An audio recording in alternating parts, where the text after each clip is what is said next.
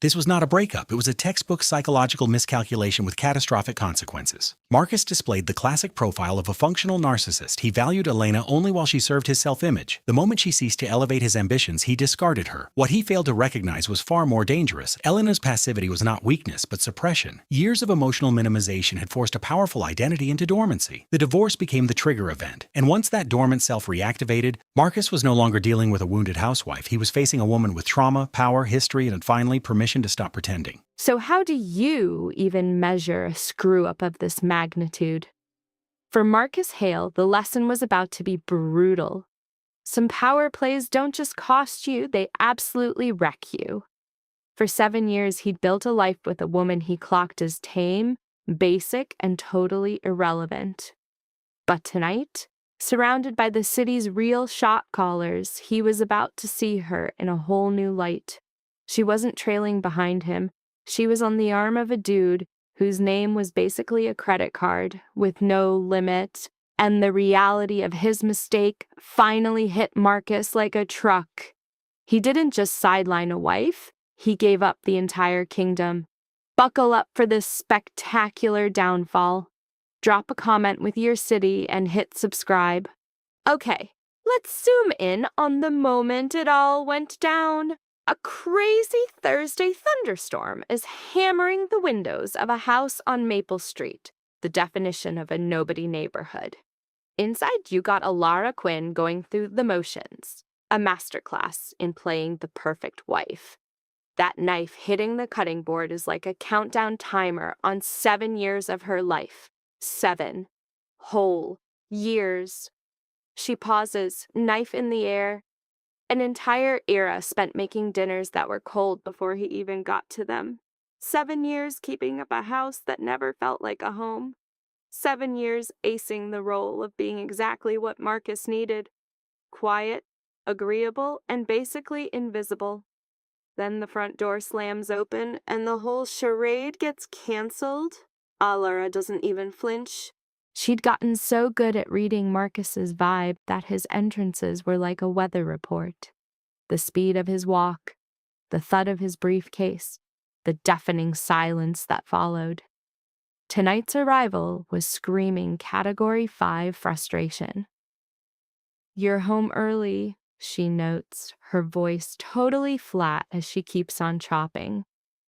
Marcus appears in the doorway, yanking at his tie like he's trying to choke it. At 34, he had the kind of handsome face made for a billboard, generic and totally shallow up close. His suit was a major upgrade, a far cry from their early broke days. Ambition had put a shiny new coat on him, but it also sealed off what little personality he started with. "We need to talk." He said it like a CEO announcing layoffs. Alara finally puts down the knife, turns to face him, and wipes her hands on a towel. "All right." She looks at this guy she once picked, the guy she literally built her whole life around. Even then, knowing what was coming, she saw the verdict in his eyes. It was the look of a judge who's already swinging the gavel, making anything she says completely pointless. Still, a dumb little flicker of hope refused to die. "I'm leaving this weekend," Marcus announced. "No warm-up, no apology, just straight for the kill. My lawyer will be in touch about the divorce." The words just hung there in the air, a giant tombstone marking the end. Alara's stance didn't budge. No gasp, no waterworks, no begging for a second chance. She just stood there, taking this news just like she took 1,000 other little cruelties from him, with a quiet, almost creepy level of calm. "It is our anniversary," she says, just stating a fact. To his credit, Marcus actually winces, but the guilt evaporates in a second. "Yeah, that's why I chose today. A clean severance." "A clean severance." Alara repeats the words, feeling them out. "Is someone else involved?" "That's not relevant to this discussion." "So that's a yes," she fires back. And his little shrug was a bigger confession than any words could be. He wasn't even invested enough to make up a decent lie. Victoria Ashford, Alara says, and it's not a question. Marcus's face gets sharp. How did you? I am your wife, Marcus, not your clueless sidekick. She folds the towel with this cold, surgical precision. You take calls in other rooms. You come home smelling like a perfume I don't wear. At the company Christmas party, you followed her around like a lost puppy. If you knew, why didn't you say anything? Would talking have changed a single thing? That question just hung there because they both knew the answer was a big, fat no. The stone-cold truth was that Marcus stopped caring about her opinion way before he started looking for another woman's.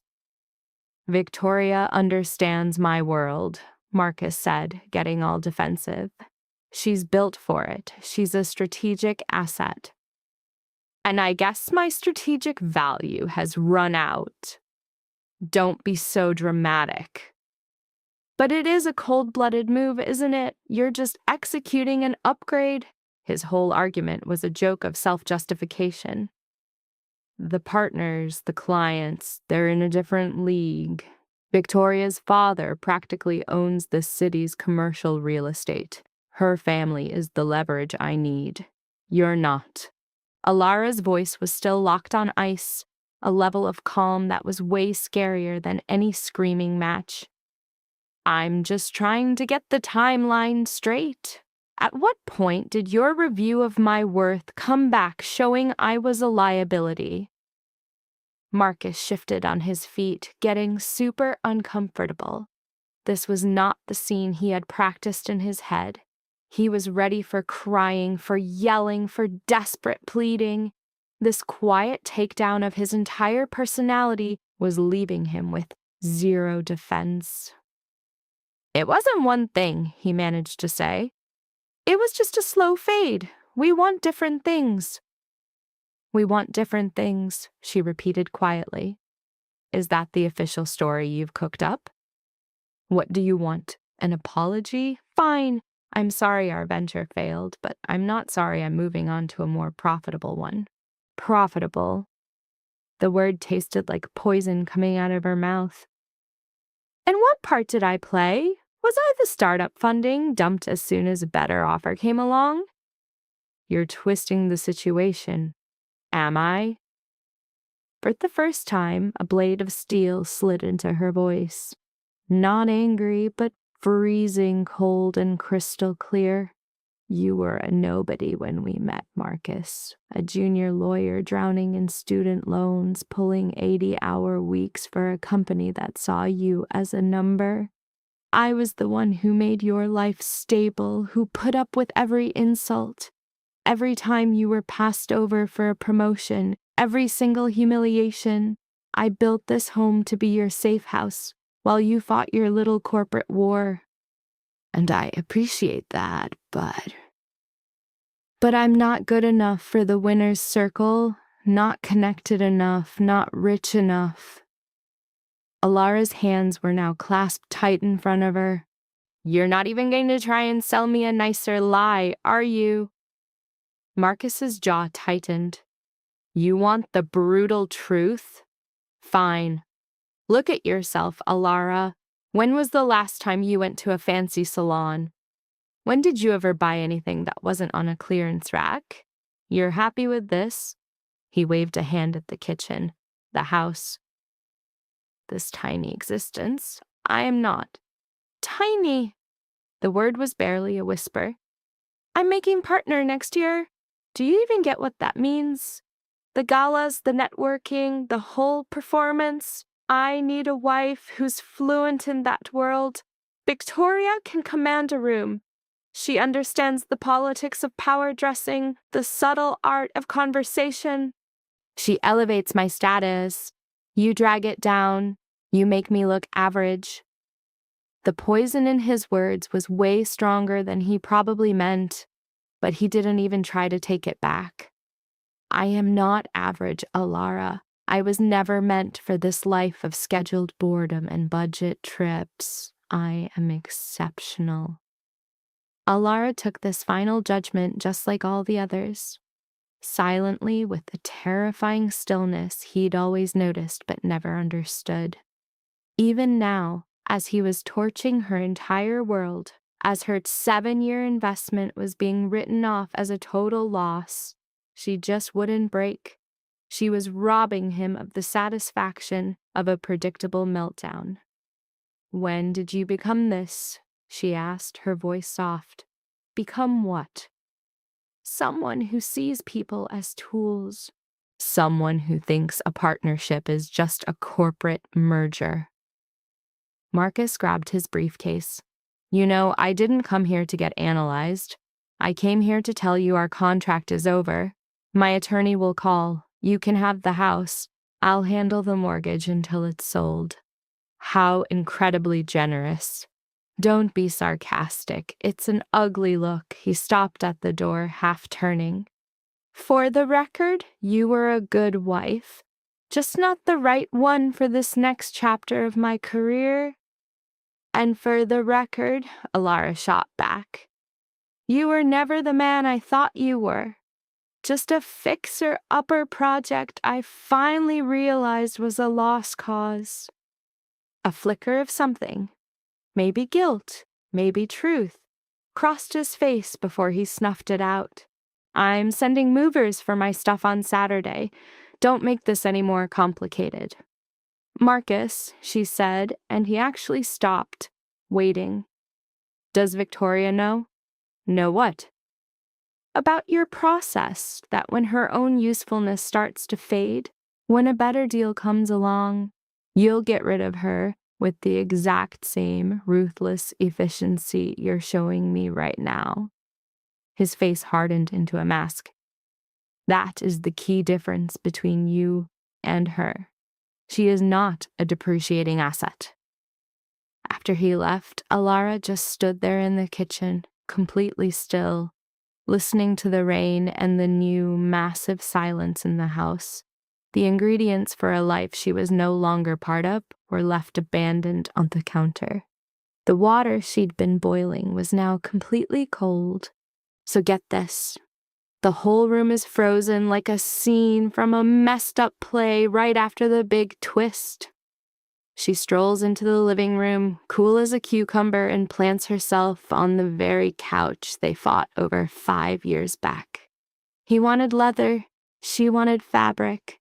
A tiny battle from before he got sick of even trying. You can practically see the script. This is where she's supposed to lose it. The big finale. Her husband just audited their marriage, and she failed, turning 7 years into a footnote. Movie heroines would be smashing vases right now, but Alara, she's dead still. The afternoon sun hits her just right, making her look like a painting about to change completely. There's this wild energy, buried for years, buzzing in her hands. After 7 years of pretending to be Mrs. Normal, her old self is waking up. The dark screen of her phone on the table is pulling her in. After a long beat, she grabs it. Her thumb glides over the screen, swiping past all the names from her current life, neighbors, book club, nobodies, a whole crew of fake friends. She blows past that noise, diving deep into a 7-year-old contact list, stopping at a single letter V. Her thumb shakes just a little, the last moment of hesitation before she torches everything. She could still play the part Marcus wrote for her. The friendly divorce, the easy money, the boring life he assumes she wants. She could stay Quinn, the forgettable nobody. Or she could give a totally different command. Rain starts hammering the windows, a chaotic beat matching a past she tried to bury. For 7 years she was a ghost, playing it safe. For 7 years, she acted like she had no clue about the life before Marcus Hale. For 7 years, she was a complete and total lie, She thinks back to the look on his face earlier. It wasn't hate. She could have handled hate. It was pure dismissal. The look you give something that's over, an item you just deleted. She was nothing. Her finger hits the screen. The phone rings once, twice. At the third ring, a voice answers, deep and accented, like no time has passed at all. Ara, he says, not a question, just a fact. He always had this insane certainty that could cut through any amount of silence or distance. I wondered when you would initiate this call. Victor, she replies, her voice a calm mask on a raging inferno. I must come home. A heavy silence stretches between them. You never departed, Princessa. You only forgot your location. I remember it now. Good. She can hear the smirk in his voice, sharp and knowing. I will have a vehicle sent 1 hour. Victor, do not inform him, not yet. Not until I'm there. Inform who? She closes her eyes. Roman. The name hangs in the air, heavy enough to crush a man like Marcus Hale. Roman Bulov, her husband, her first, her only, the man she walked out on 7 years ago. She traded an empire built on respect and fear for some basic affection. What a joke. As you command, Victor says. But Ara, he never put his signature on the papers. Her eyes snap open. What? The articles of divorce from 7 years past. He did not sign them. In the eyes of the law and every other way that matters, you are still his wife. The reality hits her like a ton of bricks. She thought she'd made a clean cut, surgically removing her past. But Roman Vulov never, ever gives up what belongs to him. Ever. 1 hour, she says again, her voice solid steel. The vehicle will be waiting. Welcome home, Mrs. Vulov. The call ends. Elena, sitting in the dark, keeps the phone to her ear and lets a tiny, razor-sharp smile form. It's not a happy smile. It's the look of an actor who, after a long show, almost forgot they were just playing a character. It's the smile of someone remembering who they really are. Mrs. Vulov. Never Mrs. Hale. She stands and walks to the bedroom they shared. His side of the closet is already half empty. She realizes now Marcus has been moving his life out for weeks, piece by piece, over to Victoria's place. Tucked behind her own plain clothes is a small, locked safe he never bothered to ask about, probably thinking it held some jewelry. He was kinda right. She types in the code, her real birthday, not the fake one on her ID, and the steel door opens. Inside sits a passport, an ID, a credit card, and a phone, all under her true name, Elena Vulov, not Quinn, Elena. The name feels alien, but also like looking in a mirror. Underneath all the documents is a single photo, the edges soft from being held so much. She picks it up. It's her younger next to a man who basically owns the entire picture just by being in it. Roman Vulov, tall, dark, with eyes that suck in all the light and give nothing back. His hand is on her waist in a casual, possessive way that just screams one word: mine. She was 21 in the picture. He was 32. She was a brilliant student, smart enough to be useful to him, and dumb enough to think she could hang around his world without getting swallowed whole. No matter what room he was in, he was the center of gravity, running businesses across the planet, moving millions of dollars and ending people's lives with the exact same chilly detachment. They met at some university thing she had to go to. A scholarship kid in a borrowed dress, she was totally out of place among Manhattan's elite. He was there doing his usual thing, stalking through the polite crowd like a shark, locking down deals and reminding everyone of the underworld he ruled. "You look misplaced," were the first words he ever said to her. So do you, she shot back, too tired to be polite. And he actually laughed. A real, genuine laugh. Roman Vulov was almost never caught by surprise. They were married 3 months later. 6 months after that, she began to get a clue about the kind of monster she'd tied herself to. A year into their life together, she understood the price of his power, the constant shadow of danger, the blood that gets on you just by being near him. 2 years in, she ran, not from Roman himself. He was never cruel, never laid a hand on her. In private, he treated her like his top advisor while showing her off to the world. She ran from being his wife, the crushing weight of it, the violence that was a part of his very being. She told herself she just wanted a normal, quiet life. She picked Marcus because he was the polar opposite of Roman. Predictable, with small, easy-to-understand goals. A guy who wanted success but not power, cash but not control. A guy she could manage, a guy who would never try to see what was behind her mask. The whole thing was a pathetic act. Elena put the photo away and locked the safe. She packed with cold speed, taking only what she needed. Not his presents, not the clothes he bought her, but the stuff from the safe and one thing from her nightstand. It was a plain silver bracelet, a wedding gift from Roman. As she put it on, headlights sliced through the dark bedroom. 1 hour. Victor was a man of his word. The ride waiting outside wasn't a car, it was a threat. Black, slick, with windows so dark they looked like polished stone. The kind of car that makes neighbors look once and then decide they saw nothing. A man stood by the open back door, younger than Victor, with the creepy stillness of Roman's crew. Trained, deadly, loyal. Elena walked out of the house on Maple Street without looking back, carrying just one bag. The rain had stopped, leaving the night air clean and the street slick under the lights. The man held her door without a word. As she got in, it closed with the heavy, final sound of a vault door. The air inside smelled of expensive leather and gun oil, a scent that hit her like a forgotten memory. Victor sat across from her, looking older than she remembered, but still giving off that same dangerous vibe that screamed he was Roman's most trusted man.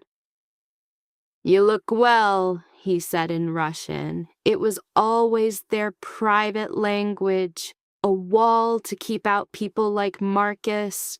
"You have not aged at all," she answered back in Russian, a polite lie. His eyes scanned her face. "Are you resolved? When this begins, Marcus Hale will finally understand what he lost. More than that, he will understand his mistake. There is no going back." "I am resolved." He paused. "He brought you injury." It wasn't a question, but she answered anyway. "He threw me away, like I was nothing, as if 7 years of my life were just some little problem he finally got rid of." Victor's face didn't move, but a flicker of pure ice lit up his eyes. "Then he is about to be educated on the definition of nothing, his career, his name, his future with that Ashford girl. We should incinerate it all." "No." Elena's answer was quiet but rock solid. "Not immediately. I need to see Roman first. He's going to expect. I am perfectly aware of what he expects. But the choice is mine, Victor. This is my maneuver. Roman taught me that control is power, and I am the one deciding when and where I will use it." A small smile touched Victor's lips. "So you did not forget. Good. We had concerns that 7 years might have weakened your resolve." "I was never weak. I was in hiding, and my time in the shadows has concluded." The whip cruised through the city for 40 minutes. Elena watched suburbia fade into downtown chaos, the scenery swapping picket fences for skyscrapers. The car dodged all of Roman's public businesses, the restaurants and clubs that were just a front. It headed for a tower in Lower Manhattan, a building that looked like any other luxury high-rise. But Elena knew its secrets, its insane security, and the fortress protecting the man in the penthouse. This was Roman's real throne room, where he dropped the act. Getting to the elevator was a 3-step nightmare, including a biometric scan, before it shot straight to the top. Victor got out first, a reflex from being Roman's shadow, then waved Elena ahead of him. Nothing inside the penthouse had been moved. Giant glass walls offered a killer view of the entire city. The furniture, worth more than a supercar, was all business, not for show, surrounded by art that museums would kill for. At the center of it all, with his back to them, Roman Vulov was staring down at New York's glowing grid. He let the silence stretch, a classic power move to crank up the tension and own the room. When he finally turned, Elena felt the air leave her lungs. Even after 7 years of prepping for this, he looked older, a change that somehow made him even more intimidating. Not weaker. Fresh lines were etched around his eyes.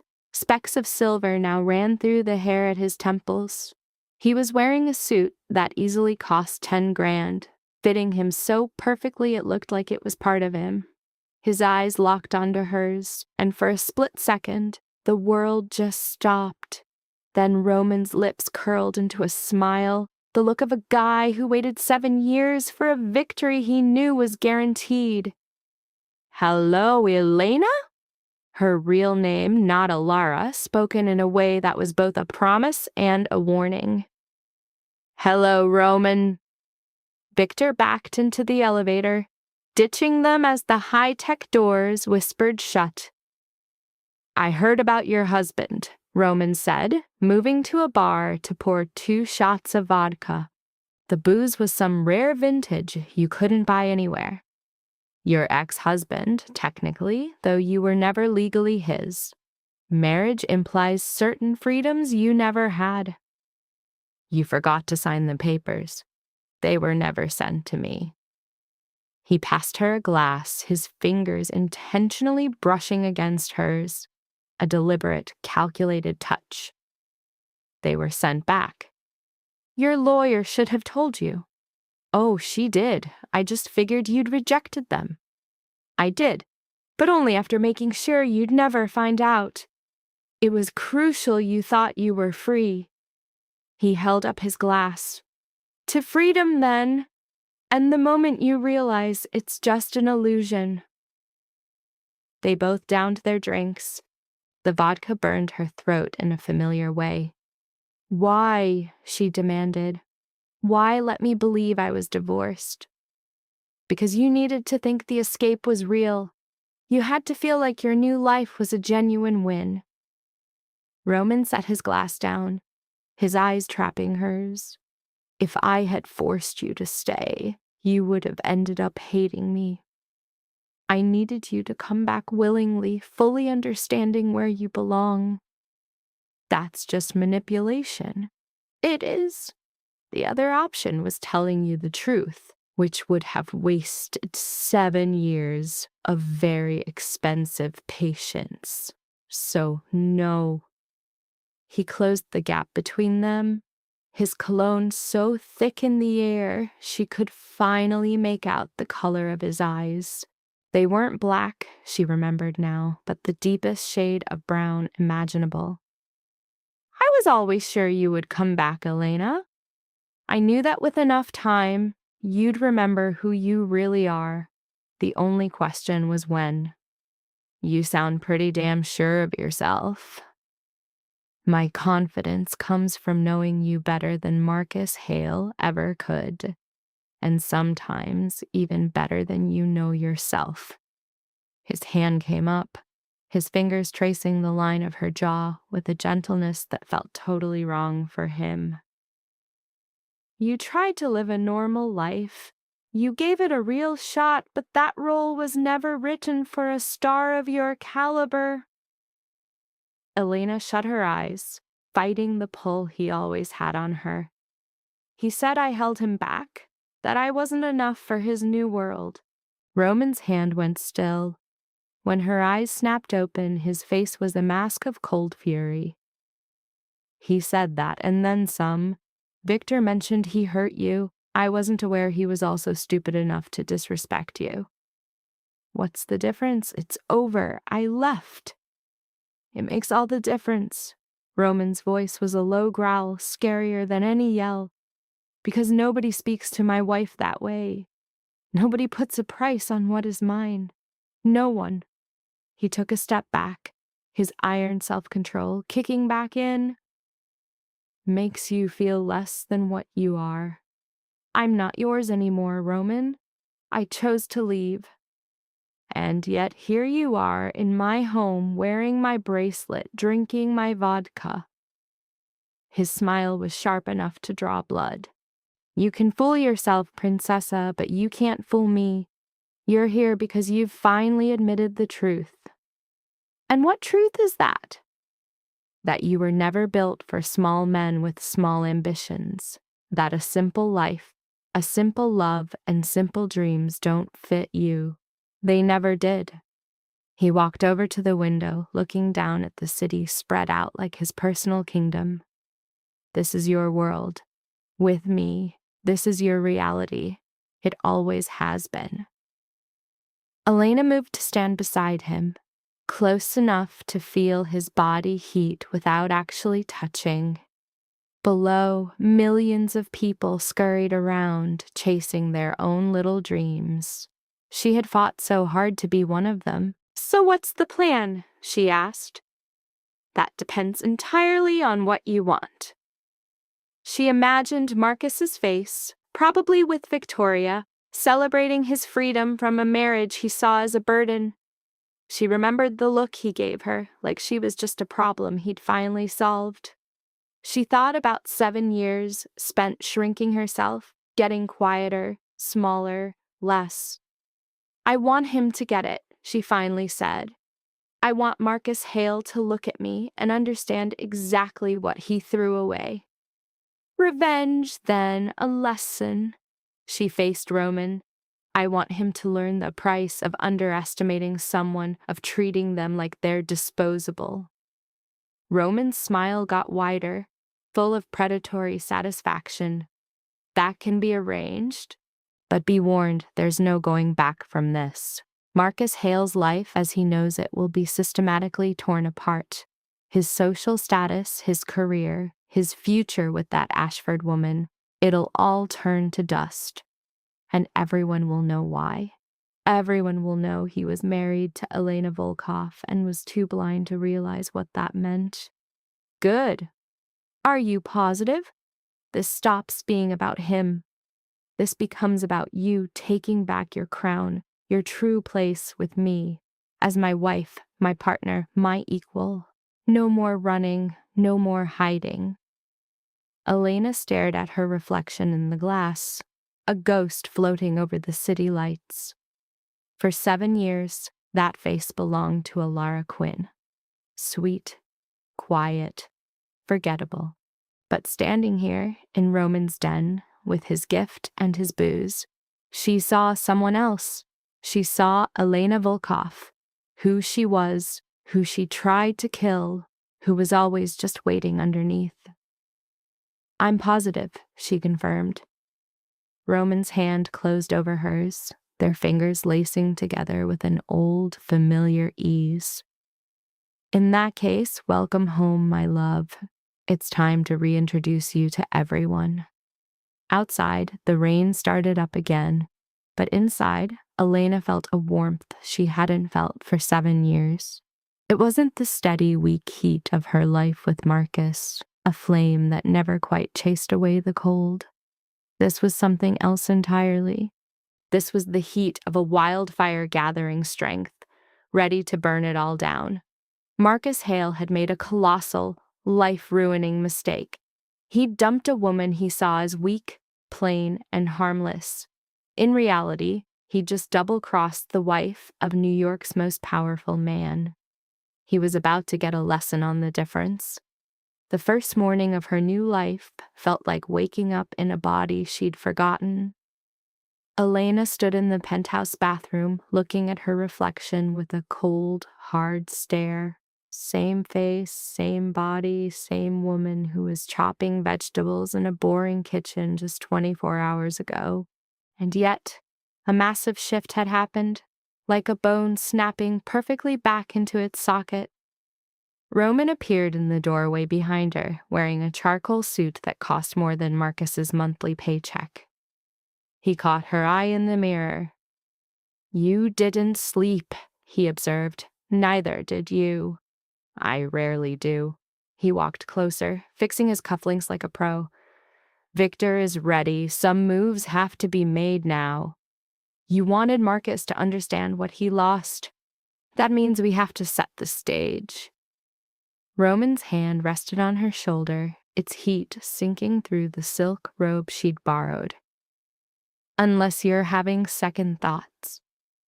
Elena flashed back to Marcus handing her divorce papers on their anniversary, and heard the casual venom in his voice when he called her ordinary. She torched 7 years of her life trying to be his perfect wife. "My mind's made up." "Good. Get ready. We've got a packed schedule." An hour later, Elena was in Roman's so-called office, which was really a command deck of glass and data streams. 3 walls offered a sick view of Manhattan. The 4th was a wall of monitors, lit up with intel she was just now starting to get. Victor stood by a screen, tablet in hand, like a priest about to read the eulogy for a guy who wasn't even dead yet. "Marcus Anthony Hale," Victor kicked it off, his accent sharp and deadly. "Age 34, senior guy at Whitmore and Chen, probably making partner in 6 months. He's got a bachelor's from Cornell and a law degree from Columbia." The target is currently posted up at 2847 Park Avenue, Suite 14C. "That's Victoria's apartment," Elena thought. A ghost of a smile hit Victor's face. "Correct. He moved in 3 weeks ago, while he was still your legal husband."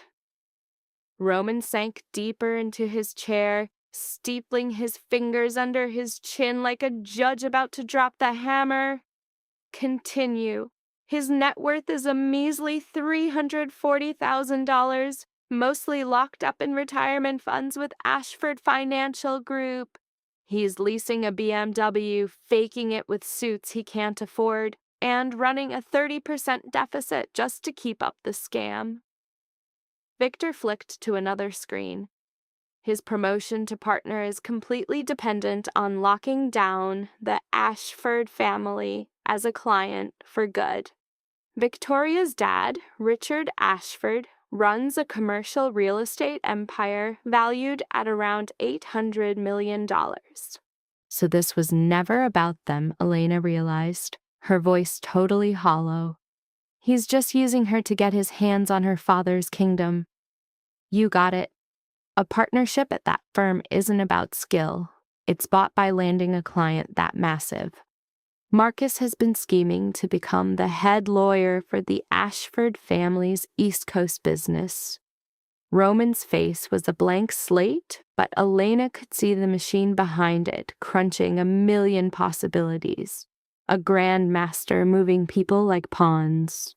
"And what's Victoria's part in this little drama?" Elena asked. Victor brought up another file on the big screen.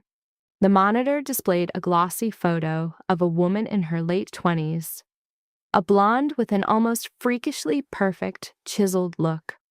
Her bone structure was insane, her teeth were flawless, and she oozed the confidence of someone who's never been told no. Victoria Ashford looked like a creature raised in a golden cage, who saw the world as her personal plaything. Victoria Constance Ashford, 28, with an MBA from Wharton, is the VP of Acquisitions at Ashford Financial, a position they literally invented for her. Victor's tone was dead neutral, but Elena felt the ice-cold judgment. Her brain works, but she seriously overestimates how smart she is. A weakness her old man enables. The mom's a boozer. The brother. Elena jumped in. Hold it. He has a brother. Christopher Ashford, 32, the one who's actually set to inherit the Ashford Empire, runs their West Coast deals from San Francisco. All our intel says he's the competent one.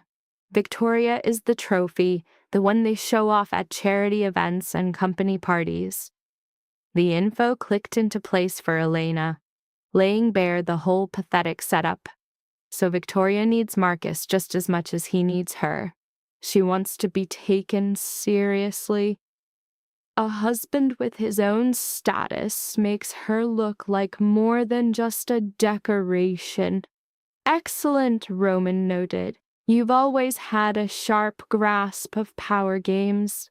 I had the best teacher. Elena's focus snapped back to Victor. Anything else? Marcus has kept a super clean public profile. No official divorce papers have been filed. Victoria is completely wiped from his social media. He's dodging any move that would mess with his image as Mr. Integrity. He's playing the waiting game until the marriage is over and enough time has passed so he doesn't look like a total opportunist. So calculated. But his lawyer filed the first petition yesterday. An uncontested split claiming irreconcilable differences. The offer is the apartment we talked about and a check for $50,000. The amount was a cold, deliberate slap in the face. 7 years of her life worth less than his car. A muscle jumped in Roman's jaw. What a generous offer.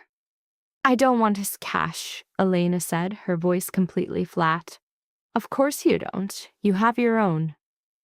Roman waved a hand, and Victor flashed another financial statement on the screen. The numbers made Elena's breath catch. The trust I set up for you 7 years ago has been growing steadily. It's currently valued at about $12 million, invested safely to generate around $400,000 in passive income each year. Elena just stared at the screen. I had no clue. You never asked. But I would never leave you exposed, Elena. Regardless of us, you were my wife, and that made you my responsibility. Roman's voice softened, just barely, still his possession. That ownership once felt like a jail cell. 7 years ago, it meant she was just another piece in Roman's perfectly curated collection. Now, seeing the evidence of his silent protection long after she was gone, the feeling was different. It wasn't gratitude, but something way more twisted. So what's the play? She asked, pushing the weird feeling aside. Roman and Victor shared a look Elena knew all too well. The plan was locked and loaded. They were just waiting for her to give the order. We are going to deconstruct him, Roman said with bone-chilling calm. We'll do this piece by piece, systematically, making it look like a string of bad luck and his own terrible choices, not a direct hit. We'll start with his career, move on to his social circle, and we'll finish with his future. When we are done, Marcus Hale will understand with perfect clarity the real value of what he had and what he threw away. That sounds like it will take a while, weeks to be exact. Victor has already started the first phase. Elena glanced at Victor, who gave a slight, professional nod. You were sure I'd ask for this, weren't you? I was sure you would demand he be corrected, Victor clarified. Revenge is messy. This is a simple recalibration. Marcus Hale was just operating with bad information. We are giving him the complete data set. Elena almost cracked a smile at that phrasing. Victor's special talent was making total destruction sound like a teachable moment. Show me the plan, she ordered. Roman rose. moving to the windows with the smooth, lethal grace of a predator. Whitmore and Chen is a second-tier firm with an ego problem. They want to break into the top 20 firms in New York. Marcus's partnership hinges on two things: his billable hours and his ability to land new clients. He's okay at the first, and he has bet his whole damn future on the second. The Ashford account. Precisely. But that account is way more fragile than he could ever imagine. Richard Ashford is a relic, old money trying to survive in a new era. He's spread too thin, makes terrible decisions, and is propping up his failing businesses with some very creative accounting. On paper, his company is worth $800 million, but its actual cash flow is a tiny fraction of that number. Victor put up financials that were definitely not public knowledge. Ashford Financial is about 18 months from a total system crash. They're overextended across a ton of properties, stuck in long-term projects and bleeding money from buildings that are half empty. How did you get this information? Roman's smile was a razor's edge. Because I own the land where 3 of those projects are being built. I have been tracking Richard Ashford's slow-motion train wreck for months, just waiting for him to get desperate enough to make a fatal mistake. At this point, we will just fast-forward his timeline, apply pressure to the weak spots, and expose his debts to a few interested people. Roman returned to his chair, leaning on the desk. Richard Ashford is going to need a savior. I will offer to be that savior, but my terms will not include his daughter's boyfriend as his top lawyer. Elena took in the sheer cold genius of the strategy. You're going to save his company. I'm going to acquire a controlling share in his company. Enough to install my people on his board. Enough to choose which law firms they hire. Roman's eyes locked with hers. And our new corporate rules will not include the services of Whitmore and Chen. This move completely nukes Marcus's partnership dreams. That is the point. And what's the plan for Victoria? Victor took that question. Victoria is a problem that will solve itself. When Marcus is no longer valuable as the Ashford family's lawyer, he gets downgraded to just some decent attorney dating the owner's daughter. Richard Ashford puts up with him now because he's useful. Take that away, and he's just another guy mooching off his daughter. Exactly. Richard Ashford is an old-school guy. He expects his daughter to marry into wealth and power, preferably from his own social circle. So, to Roman, this Marcus Hale clown looked like new money, but really, he was a total wild card, a temporary tool. Roman lays out the plan. Once Marcus is useless, Richard's dad instincts will kick in. He'd start digging into Marcus's past, his real goals, and stack him up against Victoria's other rich suitors. And Victoria? Elena asks. Is she actually into this guy, or is he just another pawn? Victor just flips on his tablet, showing their DMs. Here's the raw intel, he says. Elena scoots closer, reading the chat between Victoria and her bestie, Jennifer. The text is from 2 days ago, right when Marcus hit Elena with the divorce papers. Jennifer asks, "That whole domestic drama, how's it going?" Victoria's reply is ice cold. "It's fine. Marcus is way simpler than I thought. He's grateful, I think." Jennifer's like, "Grateful is good, LOL. Better than some entitled brat." Victoria agrees, saying he appreciates the little things, which is a big change from the trust fund babies her dad pushes on her. Jennifer shoots back. "You're totally falling for him." Victoria's response? "I'm into the self-made man story. It makes me look good, less shallow. Plus, he's hot and handles parties well." Jennifer just replies, "So romantic. AF." Victoria shuts it down. Don't be ridiculous. I don't do romance. I do strategy. Marcus was just a chess piece in her 5-year plan, totally replaceable. Her whole vibe was colder than a freezer. Her entire strategy was based on whether he succeeded or failed. If he wins, he might get to stay. If he loses, he's out, replaced by dudes she already has lined up. Elena gets it now. Their whole connection was strictly business, 0 feelings involved.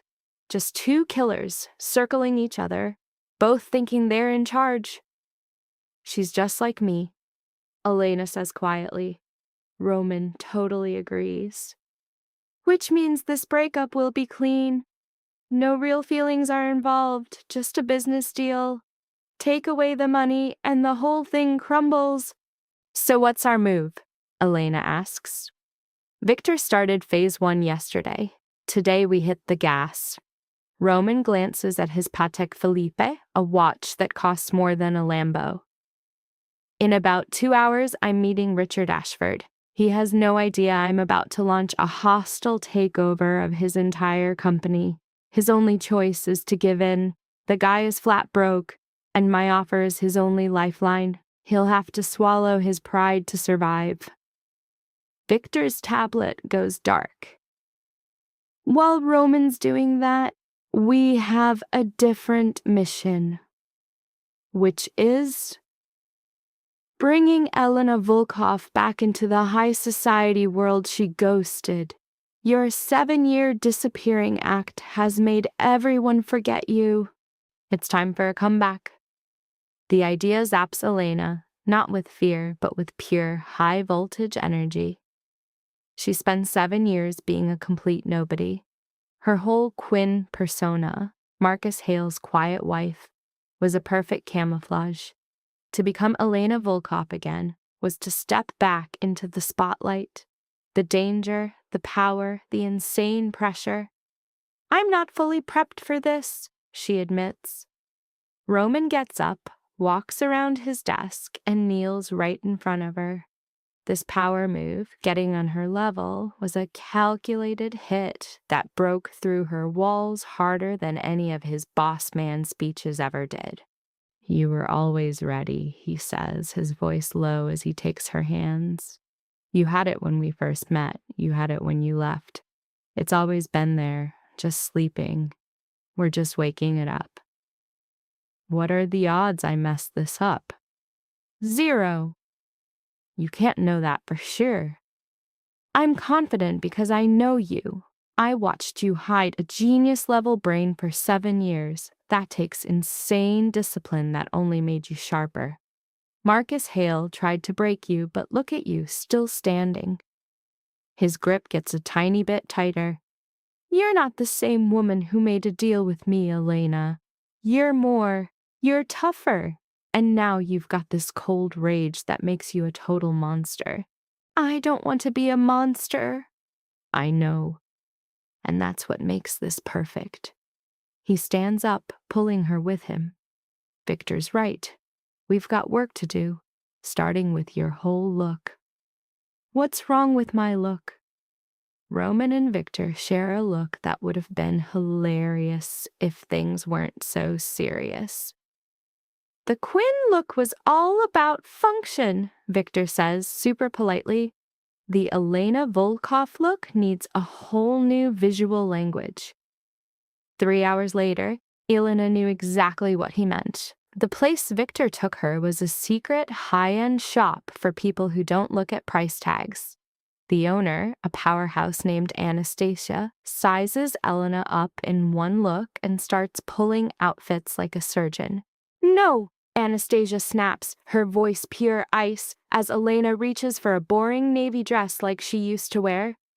That's for women who want to be invisible. Your time being invisible is over. She hands over an emerald silk gown that cost more than Elena's entire yearly budget. It fit like a glove, a second skin that hinted at her shape without screaming it. The dress screamed power without being arrogant and sexy without being weak. Better, Anastasia says. Now you look like somebody important. For the next 2 hours, they built her what Anastasia called a foundation collection. Dresses, suits, the works, in colors that made Elena's face just pop. The clothes were tailored to show off her body. The fabric screamed wealth, not flashiness. This wasn't about looking pretty. This was about building psychological armor. From a corner chair, Victor watched the whole transformation, giving small nods of approval. When Anastasia finally said they were done, he stood up and handed her a black, unmarked credit card without a word. "Get everything sent to the penthouse," he orders. "And Anastasia, keep this on the down low, as usual." Of course, Victor Mkievich. It's always an honor to gear up a woman of power. In the car, Elena sees Victor's reflection in the window. "How long did you have this plan ready?" "Which plan?" "Don't play dumb with me." "That shop being ready to go, the owner knowing my exact sizes without asking. The clothes fitting perfectly right off the rack. This was all planned out, wasn't it?" Victor cracks a rare, tiny smile. "Roman and I plan for a lot of scenarios. This was just one of them." "You really thought I'd come back?" "We were hopeful," he corrects her. "There's a difference." He turns to her, getting serious. "Elena, you have to get this. These 7 years were tough on Roman, too. The guy has no patience. The amount of self-control it took for him to wait was insane. But he never gave up. He never replaced you. He never stopped believing you'd eventually come back online." That shows a crazy amount of faith in someone who bailed on him. "No," Victor says gently. "It shows he totally understood why you left, and he knew what it would take to bring you back. You ran because you were scared of what this world would make you. You're coming back because you know that running from power doesn't keep you safe. It just makes you a bigger target. That's growth. Roman sees that." Elena just watches the city fly by. "What if I can't do this? What if I'm not who you guys think I am?" "Then you fail and we pivot." "But you won't fail, Elena. I've had eyes on you for 7 years. Yeah, we watched. You never lost your smarts, your strategic brain, or your knack for seeing things nobody else does. You were just aiming all that talent at being invisible instead of being powerful. Now you're just changing your target." The car stops in front of some new, slick skyscraper with guards in full tactical gear out front. "Where are we?" "Your new headquarters, one of them anyway. Roman knew you'd need your own space, separate from his. A place you could run your own operations without feeling like you're his number 2. Victor leads her past security guards who were obviously expecting her and into a private elevator that scans her face. The suite on the 32nd floor overlooks Central Park, a place where every single thing was top of the line. "Run what?" Elena asks, touching a desk that cost more than her last car. So Roman basically tells her, "Pick your playground, Elena. His empire is so massive, he knows a mind like hers could dominate any part of it." Victor hands her a tablet loaded with options ripe for a hostile takeover. We're talking real estate juggernauts, legit investment firms, even charities needing a new boss. He's like, choose your battlefield or just build a new one. Time to make your own power base. A year ago, this data dump would have fried her brain. Now, all she sees are weak points, power plays, and the entire framework of the game. "This one," she says, tapping a file for the Meridian Arts Foundation. Victor's like, "That thing?" It's a failing nonprofit for artsy kids, totally broke and bleeding money.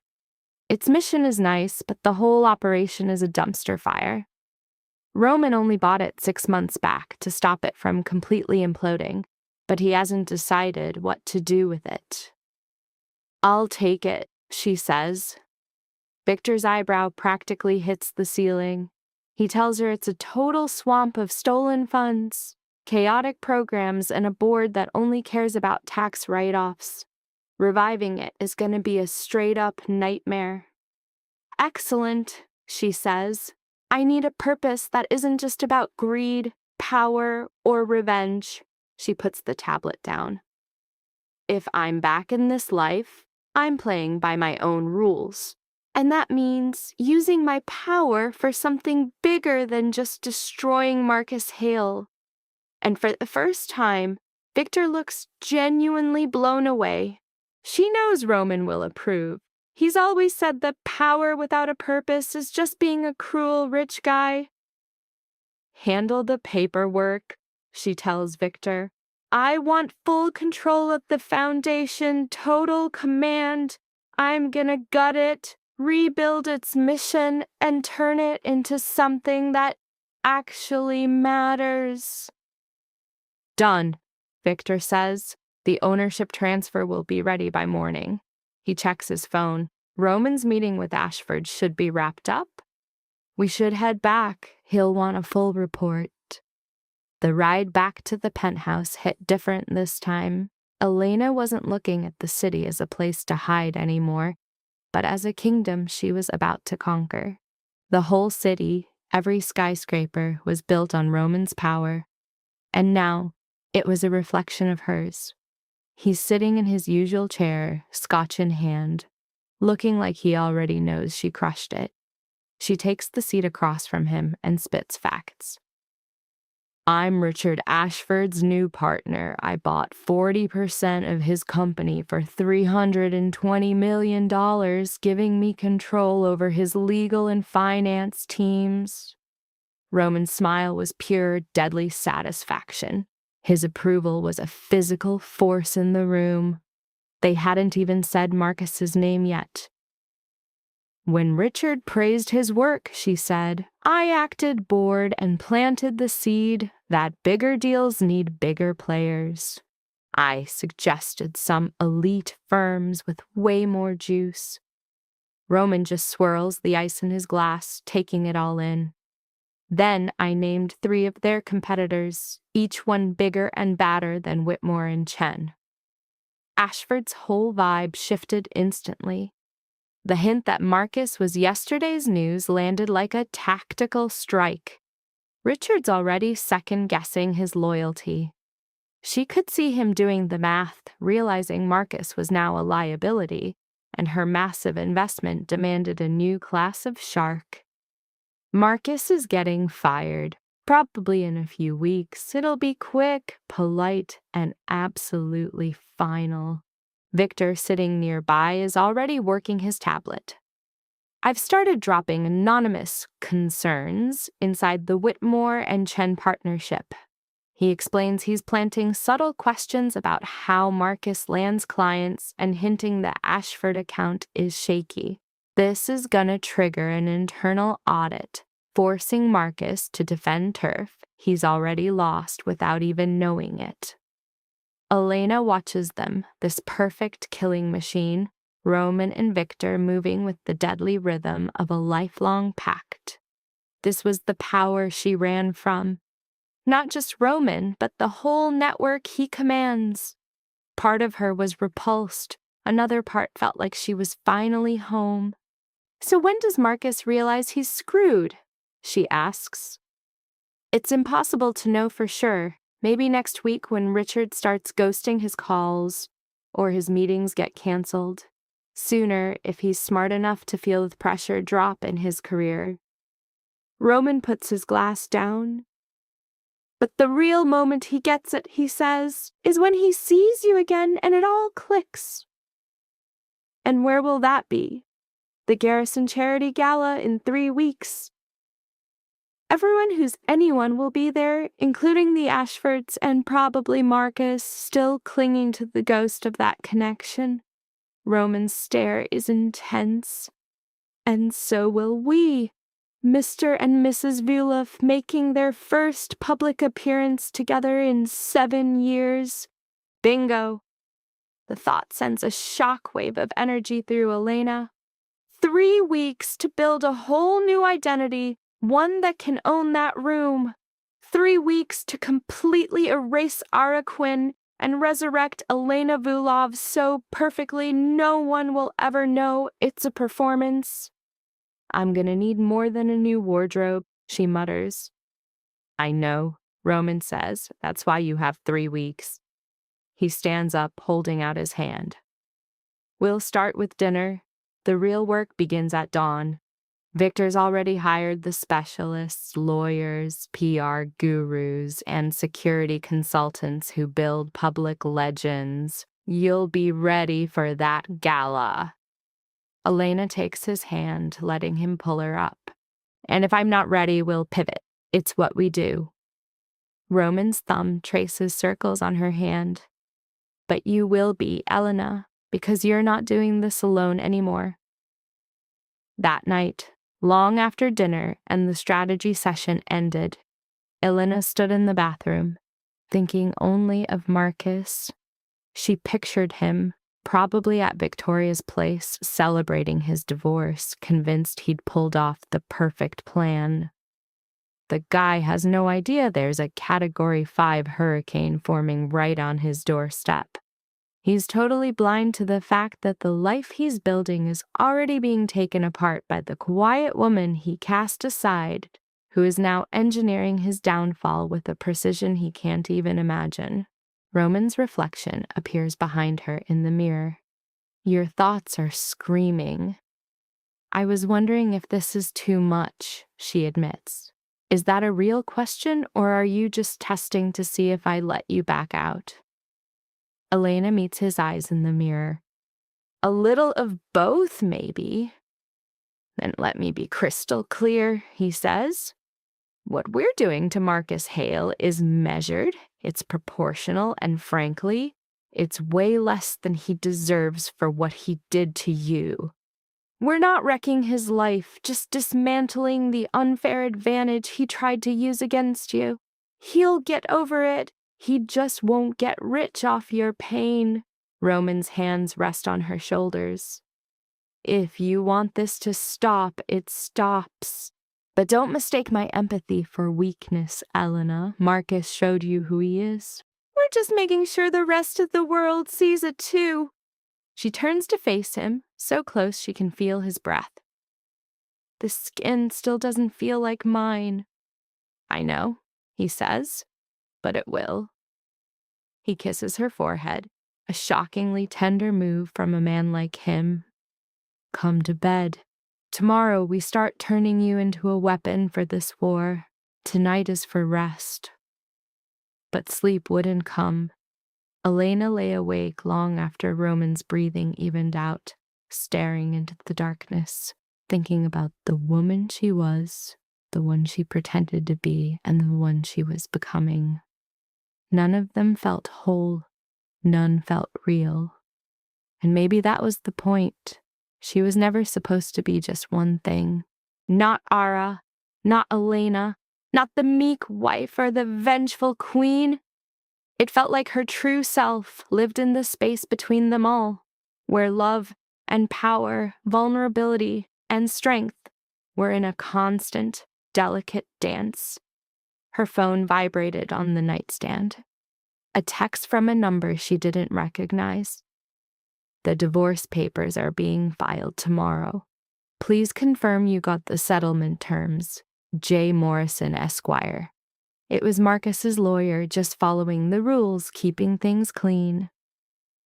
Elena deleted the message without a word. Let them wonder. Let Marcus feel that first cold spike of fear, the first sign that this ending wasn't going to be written by him. The game had started, and this time, Elena knew all the rules.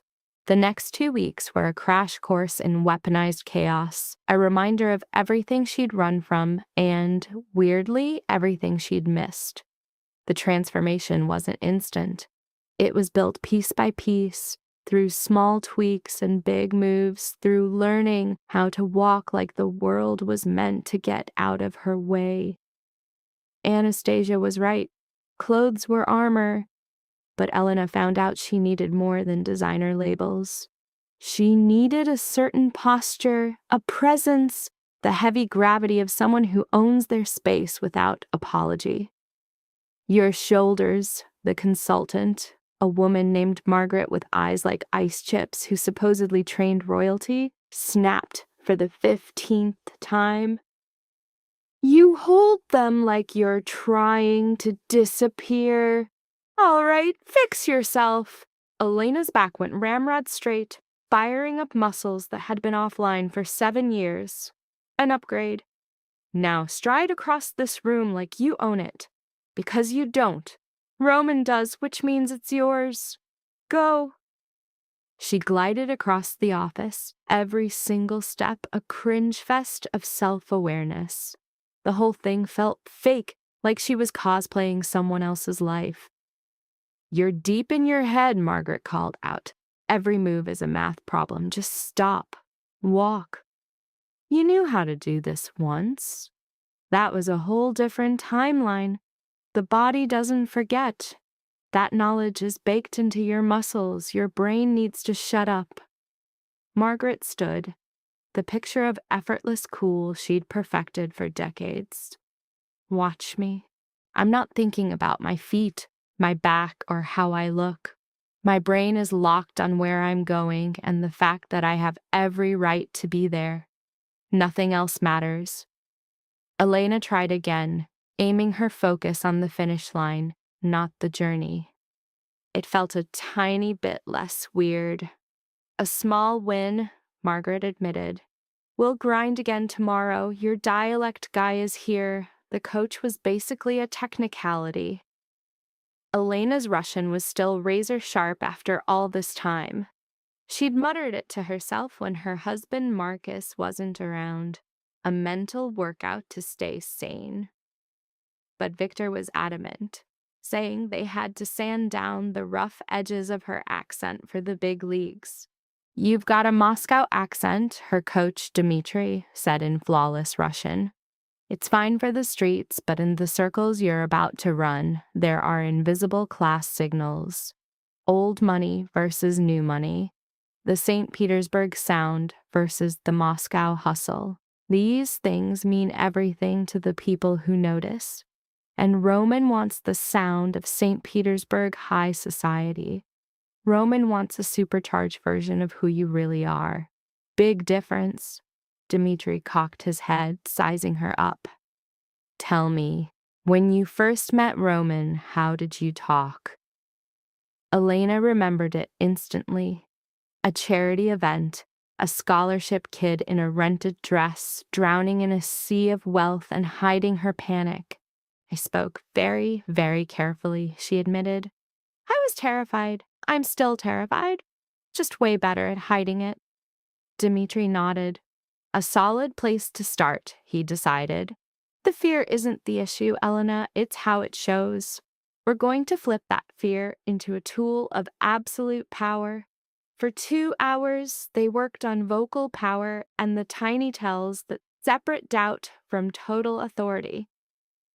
Elena finished the session feeling wrecked but weirdly energized, parts of her brain switching back on.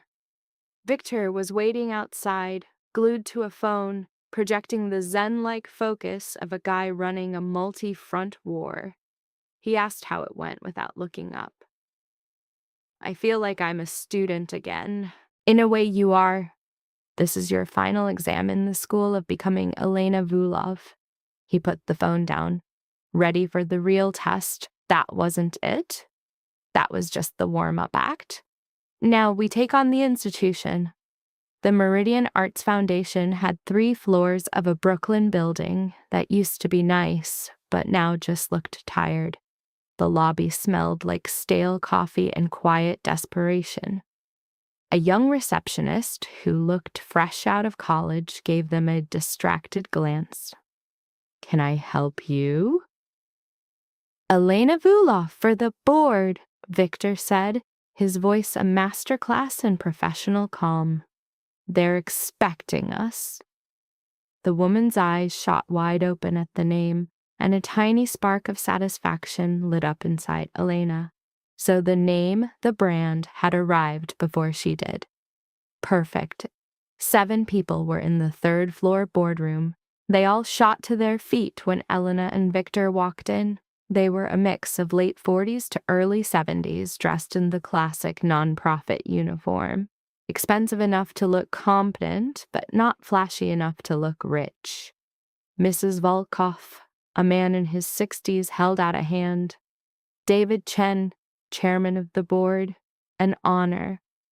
Elena met his handshake with the exact right amount of force. A perfect move straight from Margaret's playbook. "Thank you for your time. I know this was put together on short notice. It is no trouble at all. When we heard you were taking direct control," he let the sentence trail off, pointing to the table. "Please, we are eager to hear your vision."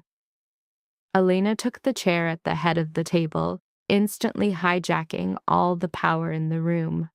Just as Victor had coached her, for the next 10 minutes, she systematically tore apart the foundation's weaknesses and laid out her plan to fix it. "The mission is solid," she began, throwing financials on the screen. "Arts education for poor kids is vital, but your execution is a total mess. You're doing too much with too little, spreading your impact so thin it disappears across warring programs that all chase the same small pot of money." David shifted in his seat, looking seriously uncomfortable. "We were trying to reach as many children as possible. A noble idea, but serving a lot of kids badly isn't better than serving a few kids perfectly. Look at the data." Elena pointed at the screen. 3 different music programs in 3 boroughs, each with its own budget, its own building, its own staff. They are actively sabotaging each other's chances to survive and grow. A woman at the end, Caroline, whose file Elena had memorized, cut in. "We thought a citywide footprint was important. A footprint that accomplishes nothing is just expensive advertising." Elena clicked to the next slide. "Here is my proposal.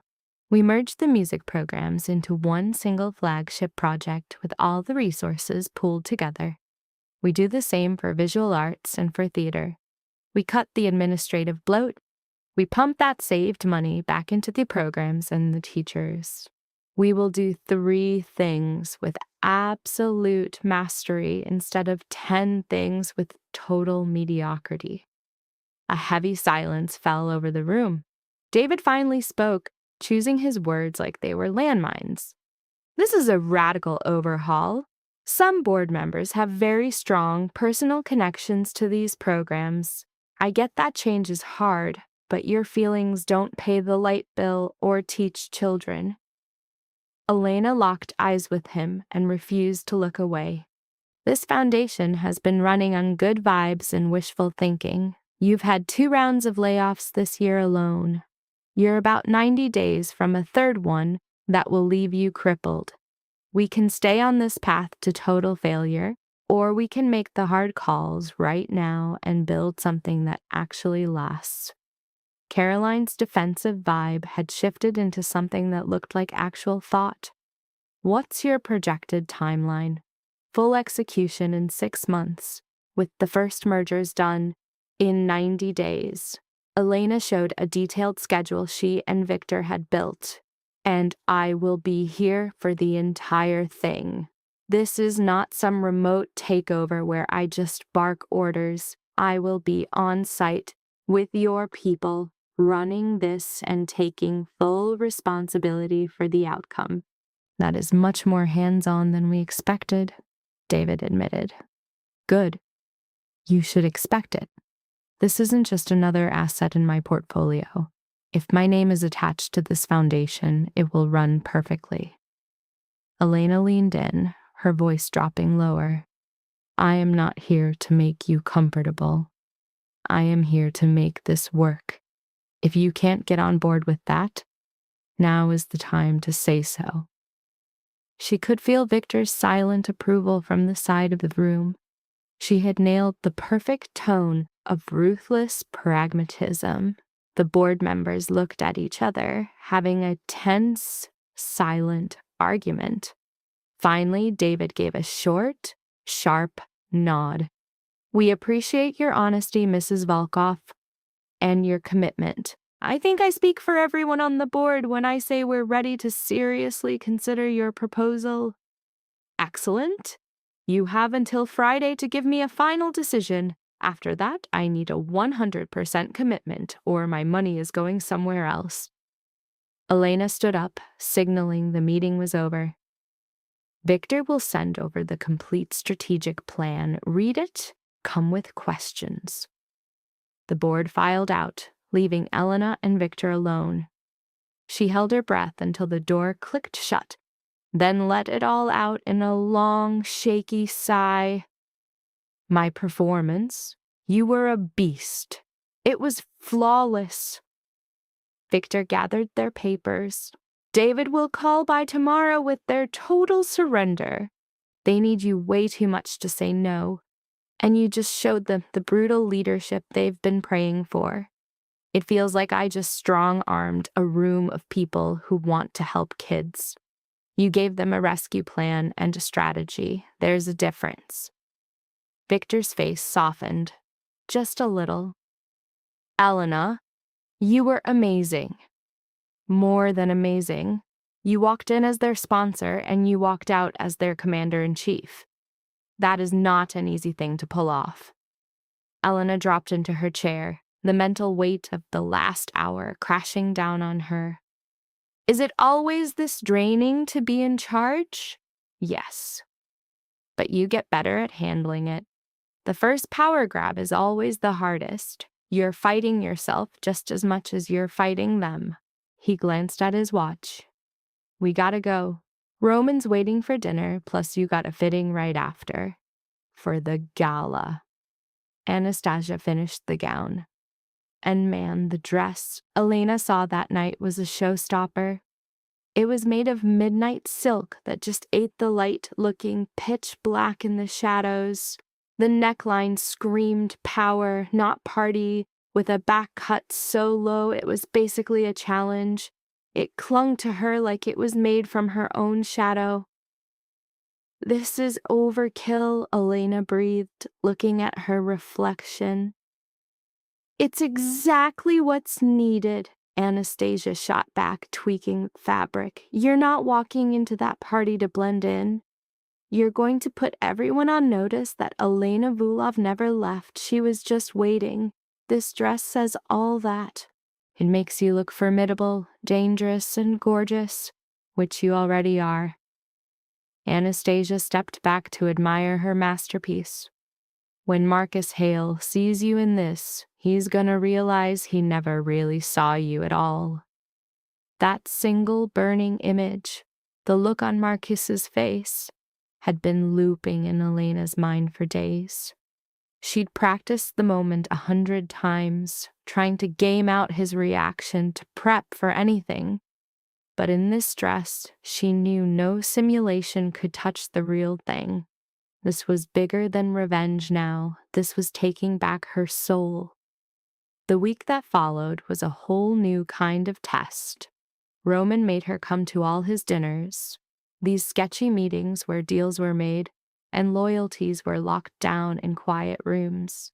No grand re-entry, just a quiet, constant presence, signaling to his inner circle that his wife was home. The first dinner was at a joint where the menus had no prices, a dead giveaway from Elena's old life. Their company was the Dimitrievs, an old couple who ran shipping logistics out of New Jersey. Victor's briefing was short. Old allies, powerful but low-key, super traditional. During the first course, Mrs. Dimitri's stare could have drilled a hole in Elena. "So, you're the one who left." Elena felt Roman go rigid next to her, but she kept her own face, a perfect mask of calm. "I am. And now you're back." "I am. For what?" The question was a scalpel. The woman she used to be would have flinched, but the new Elena Vulov met steel with more steel. "Because leaving was a mistake. I thought I wanted something else, and I found out I only wanted what I had all along." Her gaze locked with Mrs. Dimitri's, unwavering, and because Roman was patient enough to let me figure that out on my own. Mrs. Dimitri's face was unreadable, but something shifted in her eyes, a flash of respect, honesty, good. I was worried he'd found a woman who just parrots his own thoughts. I've never been good at that. Also good. She then turned to Roman. "She's sharper than I remember. Less afraid. She's had a chance to build her own foundation," Roman said, his hand covering Elena's under the table. After that, the tension in the room just vanished. The conversation switched from business to old stories, the easy flow of longtime partners. Elena only spoke when she had to, watching Roman command the room, a perfect picture of chill that hid a mind that was always calculating. In the car, a heavy silence stretched between them until the penthouse came into view. "Your handling of Irina was sufficient," he finally said. "A necessary test." "Of course. First meetings always are. They need to figure out if you're back to stay or if you're just passing through." He cut the engine in the garage, the sudden quiet feeling heavy, but he didn't move to get out. "For what it's worth, you passed. Irina's approval is not easy to get. I'm well aware of what failure would have meant. Not a quick execution, but a slow poisoning of influence, fed by rumors and doubt, the kind of quiet takedown that destroys power without a fight." Roman turned to her in the dim light. "This world we live in is built half on reality and half on perception. They have to see you as strong before they'll ever let you use that strength. Tonight, you gave them a reason to believe." Elena took that in, thinking about the non-stop performances you had to give just to exist in his world. Doesn't the constant judgment, the endless audition just wear you down? But the alternative, being erased and ignored, was a much scarier fate. That was a lesson she now understood. One they both knew. 7 years of being invisible had taught Elena one hard lesson. The only thing Marcus ever loved about her was how insignificant she was. A week later, Victor delivered an update with a barely hidden smirk. Marcus got called in by the senior partners. The Ashford account is under review. His billable hours got flagged. His methods are now under a microscope. "He's trying to reach Richard Ashford," Victor said, reading from a feed of hacked comms. 4 calls made today. All went to voicemail. 2 emails got polite brush-offs from Richard's assistant.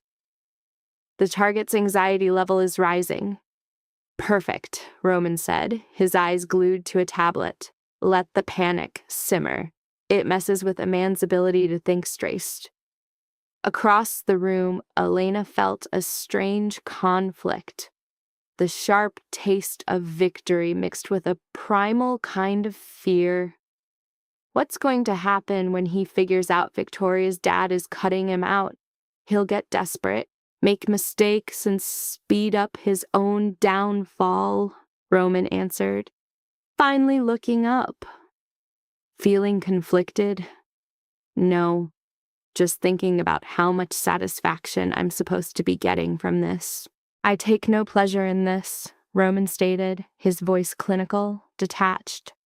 "I'm delivering a consequence to someone who wronged my wife.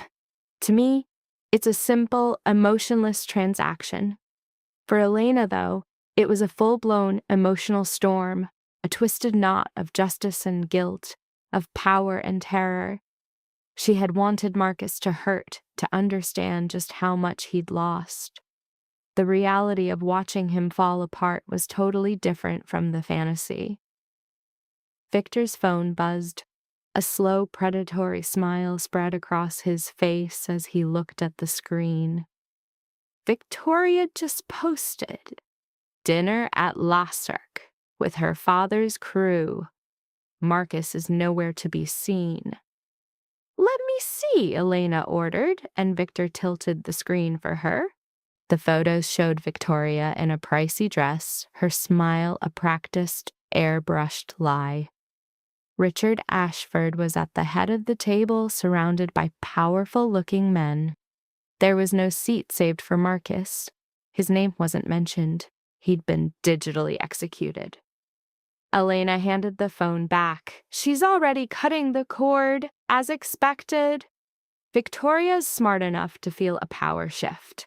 As her father's opinion of Marcus crashed, so did hers. Within a week, she'll have rationalized him into total irrelevance. Victor put his phone away. This creates a strategic opening. When his professional and social life finally craters, Marcus will have no support system to catch him. The breakdown was cold, clinical, and completely without feeling. This was the world Elena had stepped back into. A place where people are filed as assets or liabilities, where loyalty depends on your usefulness. A reality where a man's complete ruin could be planned over coffee with the same detachment as discussing the weather. She'd forgotten how chilling it was. Or maybe she'd bought the lie that Marcus's world was different. That outside Roman's influence, people were kinder, less calculating. A fatal misjudgment. Marcus was just as transactional. He just had less power and used clumsier tactics. "I need to get out of this room," Elena said suddenly, getting to her feet. Roman's eyes narrowed with the doctor's focus. "Are you sick?" "I'm fine. I need a walk." To think. "A security detail will go with you," Roman declared. "This is not up for debate. The protocols are set." His voice was soft but final. "Victor, get Mikhail to meet her downstairs." Elena swallowed her protest. It was useless. Roman's orders were ironclad, and her 7-year hiatus had left her with zero leverage. Riding down the silent elevator, she met Mikhail, a silent giant built like a monument, one of Roman's oldest guys, and stepped out into the crisp air. The city at night had always been Elena's favorite version of New York. The sharp edges of the day had softened, the city's chaos melting into a gorgeous mess of light and shadow. She walked with no destination, Mikhail a ghost 10 feet behind her, as she dealt with the war in her head. Her goal had been crystal clear: to hit Marcus with a precision psychological strike, to make him feel the full weight of what he'd thrown away, a pain that mirrored what he'd put her through. But with the demolition machine now running, all she felt was a void. It wasn't regret or guilt for a payback he totally deserved. It was a cold question about the person she was now. A woman who could orchestrate a man's destruction and still sleep perfectly fine. Her phone buzzed in her hand. Thinking it was Roman checking her location, she instead saw a random number pop up on her screen. Elena almost swiped decline, but curiosity won battle. "Hello?" The voice was familiar, but she couldn't place it. "It's Sharon, from the book club. I wasn't sure you'd answer. I get that things have been... Well, Marcus said you two broke up." "That's right." Elena's voice was pure ice, her mind already calculating the angle of this call. "I'm so sorry. I can't imagine how hard this is. Listen, a few of us were talking and we wanted to offer our support. If you need anything, coffee, someone to talk to, anything at all." The raw kindness in Sharon's voice was a straight-up shock to her system. These were women she'd known for years, just talking about books over some wine. They were from her normal life, a world where the name Elena Volkov meant nothing. "That's incredibly kind of you," Elena said, her guard still way up. "We just want you to know you're not alone. Divorce is brutal, and Marcus—" Sharon's voice faded out. "Well, let's just say we all have our opinions about him." A tiny smile ghosted across Elena's lips, a phantom on her otherwise severe face. "You do? Let's just say none of us were shocked he left. He always gave off the vibe of a guy waiting for a better deal." Sharon dropped her voice to a conspiratorial whisper. "Between us, you can do so much better." If only she knew how massive that understatement was, or that Elena had already cashed in on that upgrade years ago in a marriage that was still legally binding. "Thank you," Elena said, and this time she meant it. "I appreciate the call." "Of course. And please, take care of yourself, okay? Don't let him make you feel like you weren't enough. You were always more than enough. He was just too blind to see it." After she hung up, Elena stood frozen on the sidewalk, phone still glued to her ear. That one call, a small gesture of solidarity from a life she had torched, was a serious reality check.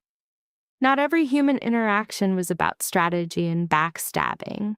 Some people offered comfort with no strings attached, kindness with no expectation of payback. She had almost forgotten that world existed, almost bought into the idea that in Roman's universe, everyone was playing the same vicious game for a different prize. Elena turned and started walking back to the penthouse. Mikhail fell into step behind her like a shadow. The walk had cleared some of the fog, but the war inside her was still raging. She felt more focused, more certain that what she was doing was justified. Marcus was about to face a reckoning he wrote himself. That part was non-negotiable. Still, maybe she didn't have to enjoy the takedown with such ice in her veins. Maybe she could be Elena Volkov without killing her own conscience, and exist in Roman's world without letting its darkness snuff out her humanity. He was right where she left him, flipping through contracts like they were beach reads. He glanced up, his eyes scanning her face for data. "Better?" he asked. "Getting there." Ilona sank into the chair beside him, letting his presence wrap around her again. A call from her past life, some book club, had just sent her into a major tailspin. The caller's simple kindness was a brutal contrast to the high-stakes game she was currently playing. Elena confessed she was scared of becoming a monster, of her own empathy getting deleted, bit by bit. In a total power move, her partner, Roman, pounced on this, claiming this inner conflict was what made her hot to him. He reframed her 7 years of surviving their brutal world as proof that her spirit was indestructible, a classic tactic to make her totally dependent on his point of view. He shot down her self-doubt by claiming he understood her soul better than she did. His hand on her arm was a physical anchor to his story, that she could be a total powerhouse and still have a huge heart. He pitched their relationship as a sanctuary for her true self, not a poison that was eating her away. A narrative she desperately grabbed onto to stop her mind from imploding. The days kept blurring together as the 3rd week kicked off, with only 7 days left until the gala. In 7 days, she would respawn as Mrs. Volkov. The one and only goal was a total psychological demolition of her ex-husband Marcus, engineered to make him understand the colossal scale of his mistake. Their asset, Victor, had already snagged the guest list through his own shady methods. Marcus's name was on it, but with a note marking him as low status. A slick, public takedown. Victor bet that after 3 more weeks of his engineered social isolation, Marcus would be desperate for a savior who was never going to show up. The endgame was to make Marcus Hale feel the entire foundation of his life crumble for reasons he couldn't even begin to guess. Victor had asked if she was ready to watch him completely break. Her reply, "Ask me again when it's done," was laced with a chilling dose of doubt. With just 2 days to go, she went to the final fitting for her gown. The expert tailoring of the fabric was a key part of her transformation, building a new identity she saw as lethal, elegant, and completely dominant. The designer confirmed the glow-up was 100% complete. The Louis Vuitton stilettos weren't just shoes. They were architectural weapons designed to jack her up 4 inches, totally rebuilding her posture and her presence in a room. The designer, Anastasia, acted like a power coach, whispering, "You need to move as if you own the deed to this city." When Elena tried to give Roman the credit, she was shot down. They would see her as the woman who helped build his empire. Anastasia's final command was a masterclass in owning your space. Walk like every room you enter belongs to you. That night, sleep was a no-show, her brain lit up by perfectly crafted anxiety. Lying next to Roman in the pitch black, she ran through a million different gala scenarios. He, a total expert on her psyche, broke the silence, calling out her state as planning quiet, a tell he claimed he'd learned from years of surveillance. He pulled her in, a silent command to spill her guts. She admitted she was nervous, hit with the basic fear of failing. His answer was a sharp, total shutdown of her anxiety, a simple 2-word declaration: "You will not." Roman's voice was like a law of physics, confirming that 3 weeks of hardcore conditioning had made her the perfect weapon for this performance. Elena's fear then zeroed in on a single target, the moment she would see Marcus, and the risk that an unplanned wave of pity or regret would hit her. Roman paused, then deployed a genius-level tactic.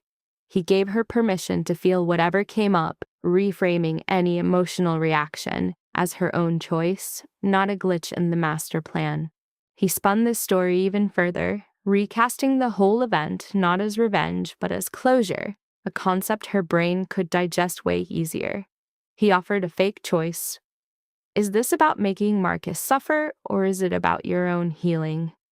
The manipulation was perfect, creating a mental trap that completely hid her original motives.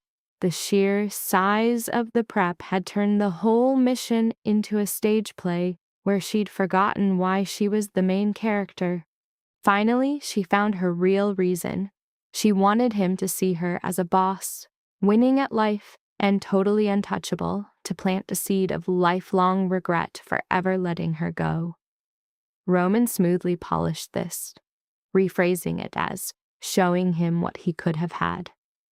He then told her to sleep, his voice dripping with dark irony as he listed the massive stakes, taking back her name, proving her ex made a fatal mistake, before adding, "No pressure." A laugh escaped her, a real one that shattered the tension's grip and finally let her pass out. The Garrison Hotel, the night's battleground, was a monument to some 1927 tycoon's ego, a flawless theater for the psychological beatdown about to happen. Inside the massive ballroom, 500 of the city's financial titans drifted through the gold-plated space, an ecosystem running on old money, new school ambition, and all the people who served them both. In a private suite upstairs, Elena stared at her reflection as if it were a whole other person. The woman in the mirror was a finely tuned weapon, designed to erase a humble past and project a level of power Marcus Hale had been too idiotic to recognize. Roman's voice sliced through her thoughts with a simple command to stop frowning. He brushed off her confession of being terrified, telling her that what she felt on the inside was completely irrelevant.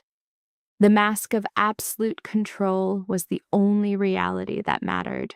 He declared that the world would see only power and influence, citing his 3-week observation of her as undeniable proof. But underneath all the conditioning, her deepest insecurity broke through. She voiced her truest fear, that Marcus would look at her and feel absolutely nothing. Her confession exposed her total reliance on his reaction for her own validation. Roman's face hardened, his mind already calculating the next stage of his psychological warfare. He framed her potential failure as a flaw in her own game, twisting the night's goal back into a power play for his own ego. Victor's sudden entrance shattered the moment. He announced the guests were arriving, adding that Marcus was already looking shaky at the Ashfords' table. Intel from their network confirmed he was being iced out. His desperation was obvious, and his attempts to network were crashing and burning. Victor was rocking a killer poker face, but Elena caught that tiny spark of satisfaction. The mark was about to get wrecked. Big time. Roman glanced at his watch. It was go time. They were crashing the party at peak hour to make the biggest splash. Every single person was going to be staring. Not stressful at all, Elena thought sarcastically. You've handled worse than these rich phonies, Roman whispered, offering his arm. Let's do this. Time to make New York remember your name. The walk to the main event felt epic. Elena just focused on her posture and breathing, channeling that confidence Margaret had drilled into her. The noise from the party got louder, a whole mess of talking, laughing, and clinking glasses. They hung back in the shadows for a sec. Victor was already inside, making sure the scene was perfectly set for them. Roman gave Elena's hand a quick, solid squeeze, a little boost of power, then let go. You good? He asked. Her brain flashed back to Marcus dropping divorce papers on their anniversary. 7 years of her shrinking herself, and him calling her plain, forgettable, and disposable. I'm good, she said. They stepped into the spotlight, and you could literally feel the whole room's vibe shift. The chatter didn't die. That would have been way too obvious. Nope. It just stumbled for a second, a little stutter in the room's rhythm. He got their attention. Heads started turning. The vibe change was subtle, but total. The Vulov name was still a heavyweight in town, and Roman being off the grid for 7 years was prime gossip fuel. Him showing up again with Elena, that was a power move designed to get everyone talking for months. Roman Vulov! The voice was drenched in expensive booze. Jonathan Pierce, some money guy from Victor's Intel. Didn't peg you for this kind of scene, Jonathan. Roman's smile was pure, unbreakable polish. Elena, you remember Jonathan Pierce, right? She totally didn't, but she copied Roman's smile like a pro. Of course. So great to see you again. Jonathan's eyes did a fast sweep, trying to connect this absolute queen with some dusty old memory. You both look incredible. How long's it been? Way too long, Roman replied, smooth as silk. We've been laying low, but you can't miss some parties. They weaved through the crowd like pros, Roman giving nods to important faces while steering them to their table. Elena spotted people from Victor's files and ghosts from her old life. Some were genuinely happy to see her. Most just flashed fake smiles, their brains already calculating what Roman's comeback meant for them. And then she locked eyes on him. Marcus. He was posted up by the bar across the room with Victoria, and who could only be her parents. His tux was way too new, like a costume for a part he just landed. Victoria was textbook pretty, blonde and shellacked, with a smile that screamed expensive dentist. Her hand was on Marcus's arm, looking less like affection and more like she owned him. Marcus was yapping at Richard Ashford, waving his free hand around. Richard's face was a masterclass in polite boredom, the look of a guy just waiting for an escape. Elena just stared at this whole train wreck for a second, feeling a knot in her stomach. 3 weeks ago, she would have been wrecked with jealousy over Victoria, her looks, her rich family, her solid confidence. But seeing them now, Elena could spot all the cracks in their perfect picture. She saw Marcus trying way too hard, Victoria's eyes scanning the room, and Richard's barely hidden disinterest. She saw exactly what Victor predicted, a dude watching his whole world fall apart and being totally clueless about why. Elena, Roman's voice was low, a bit worried. You okay? Perfect, just scoping out the scene. We don't have to talk to them. We can just own the side of the room if you want. He was being sweet, but they both knew that wasn't an option. The whole point was to be seen to drop a bomb. Hiding from Marcus would make the entire night a waste. No, I'm gonna go say hi. Elena squared her shoulders, all of Margaret's training kicking in like a suit of armor. Let's get this over with. They started walking across the floor, getting stopped by people every few feet. Elena could feel Marcus in her side vision, just waiting for the moment he'd spot her and for the chaos to kick off. Part of her couldn't wait to see the look on his face. The other part wanted to never see him again. They were about 10 feet away when he finally looked over. Mid-sentence, his eyes scanned the room, probably looking for a drink, and landed right on Elena. For one frozen moment, he just looked at her like a total stranger. Then his brain finally caught up, and his whole cool guy act just exploded. The blood drained from his face, leaving him looking like a ghost. His jaw dropped open before he snapped it shut. He was staring at Elena not like she was a person, but like she was a glitch in the Matrix who had no business being there, in that dress, with that man. Victoria felt him tense up and followed his stare. Her eyes narrowed, trying to figure out which woman just turned her man into a statue. Richard Ashford saw it too, but his face showed he was slowly putting it together. He'd met Elena at these things years ago, back when she was first introduced as Roman's wife. His friendly rich guy mask dropped, replaced by a much sharper, more calculating look. Roman smoothly steered Elena right into their group, leaving them zero chance to bail. Richard, Roman's voice was warm as he held out a hand. It's seriously good to see you. I'm sure you remember my wife, Elena. Richard shook his hand with the confidence of a dude who knows how to play the game. Roman, Elena, this is a real shock. Had no idea you two would be here tonight. We usually skip these things, Roman said, but tonight was just too important to miss. Victoria was still totally lost, her eyes bouncing between Elena and Marcus, who looked like he'd just been punched. Mrs. Ashford, a sour-faced woman who looked permanently disappointed, watched this drama unfold with a fresh spark of interest.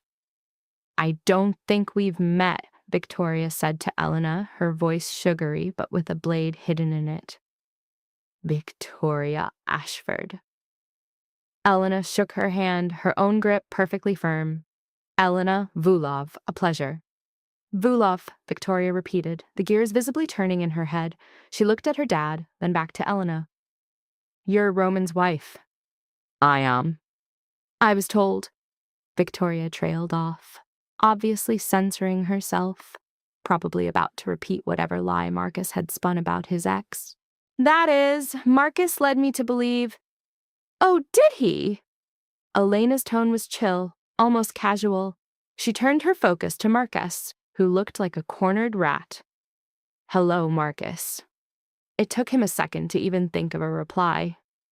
I mean, he stuttered, totally thrown off.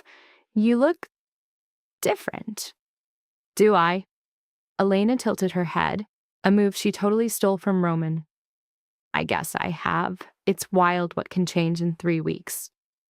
That number just hung there in the air, a perfectly aimed shot. 3 weeks since he served her papers. 3 weeks since he called her plain. 3 weeks since he tossed out 7 years of their life like it was nothing. Victoria's glare got ice cold. You two know each other? We were married, Elena said, beating Marcus to the punch.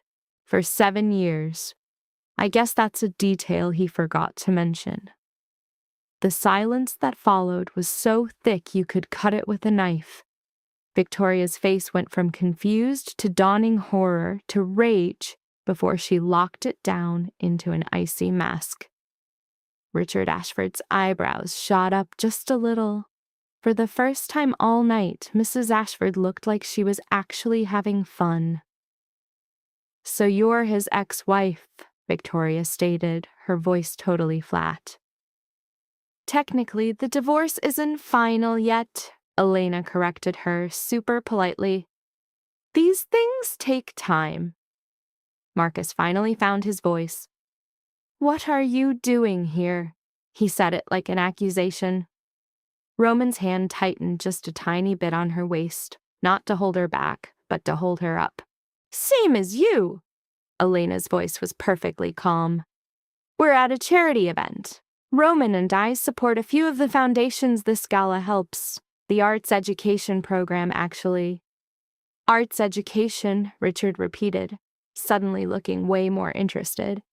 Is that the Meridian Foundation, you think?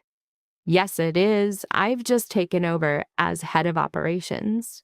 We're doing a total overhaul to focus on program quality instead of just spreading thin. A small smile played on Elena's lips. It's been really amazing getting to know the organization and the people it helps. Richard's entire vibe changed. You're the new director they hired. Keeping her name on the down low was a big brain play by the committee. You don't just drop bombshells without some damage control.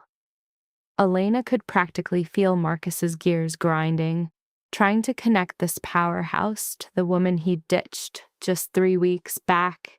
The official news is probably dropping any second now. Impressive. Richard's face was pure, ice-cold respect. Your new protocols are working wonders. Pulling your resources together to boost output is a killer strategy. Damn right! This is a major play! Elena paused, then dropped the bomb with total calm. Roman and I like to back things that pay more than just cash. A charity for artsy kids who are down on their luck? Seemed like the perfect place to start. The message was crystal clear and absolutely devastating. See, Roman Volkov, the guy who just snagged a 40% slice of Richard's company, the guy Richard desperately needed to impress, was married to the woman running this whole charity show, and Marcus? He was just the scrub lawyer who dumped her, thinking she wasn't good enough for his grand plans. Victoria got the memo, too. Her hand slid off Marcus's arm, a tiny retreat Elena totally called. So how long have you two been back together? Victoria asked, trying way too hard to sound casual. Oh, we never split, Roman said with a slick smile. We just decided to keep things on the low for a while. Yeah, you get the picture. Staying private is way more valuable than being famous. That lie was a masterpiece, delivered with surgical skill. One look at Marcus's face, and Elena knew it landed perfectly. He thought he'd cut ties with some lonely, weak woman. Nope. He just ghosted the wife of one of New York's biggest sharks who simply chose not to flex her connections. The truth hit him in waves. First disbelief, then denial, then straight-up horror, followed by that soul-crushing moment of clarity. "Excuse me," Marcus snapped, his voice tight. "I need some air." He bolted for the terrace without looking back, his posture so stiff he looked like a walking mannequin. Victoria watched him go with a sharp, calculating look, clearly debating whether to chase him or just cut her losses. "You'll have to forgive Marcus," Victoria finally said, her smile looking like it might crack. "He's just under a ton of pressure at work." "Of course," Elena shot back, her sympathy dripping with ice. "The legal world is super stressful, especially when your biggest client suddenly changes their mind." A little something crossed Richard's face. Maybe guilt, or just the cringy realization that his beef with Marcus was now public. "Well," Mrs. Ashford cut in, her posh voice slicing the tension, "this has been an absolute revelation. Victoria, darling, we should go check out the silent auction before dinner." That was a textbook socialite escape plan, a way to bail on the train wreck. Victoria followed orders immediately, but not before shooting one last glance at the terrace where Marcus had vanished. As they bailed, Elena finally let out a breath she didn't even know she was holding. "Your performance was flawless," Roman whispered. "Better than flawless." Richard's blown away, Victoria's rethinking her entire life, and Marcus looks like he's about to short circuit. A sick feeling started to bubble up. "Not in that dress. Anastasia would kill us both." Roman led her to their table, which was perfectly placed on the other side of the room, miles away from the Ashfords. "Sit down, breathe. The worst part is over." Victor popped up beside her, handing her a glass of water she took on autopilot. "That was handled perfectly," Victor noted, snagging the chair next to her. "Richard is already telling everyone about your foundation work." Victoria looks like a woman who's seriously regretting her choices, and Marcus. He glanced at the terrace. "Marcus is learning a very expensive lesson about getting too cocky." Elena chugged the water, trying to stop her hands from shaking. Mission accomplished. She'd faced Marcus, shown him exactly how badly he'd screwed up, and made his epic fail a public spectacle. This should have felt like a total win, a moment of pure victory. Instead, all she felt was a giant, empty pit in her stomach. "I need a minute," she said, standing up. "I'm heading to the ladies' room." "Want some company?" Victor asked. "No, I just need to be by myself for a second. I'll be fine." The women's lounge was, thank God, completely empty, a quiet little haven of fancy marble and expensive soap. Elena grabbed the edge of the counter, stared at her reflection, and tried to make the powerful woman in the mirror match the hurricane inside her. The reflection was a stone-cold winner, but she felt like she'd just kicked puppy. The door swung open, and in walked Victoria Ashford, who froze when she saw Elena. For a solid 10 seconds, nobody said a word. Then Victoria walked to the mirror, fixing her lipstick to buy some time.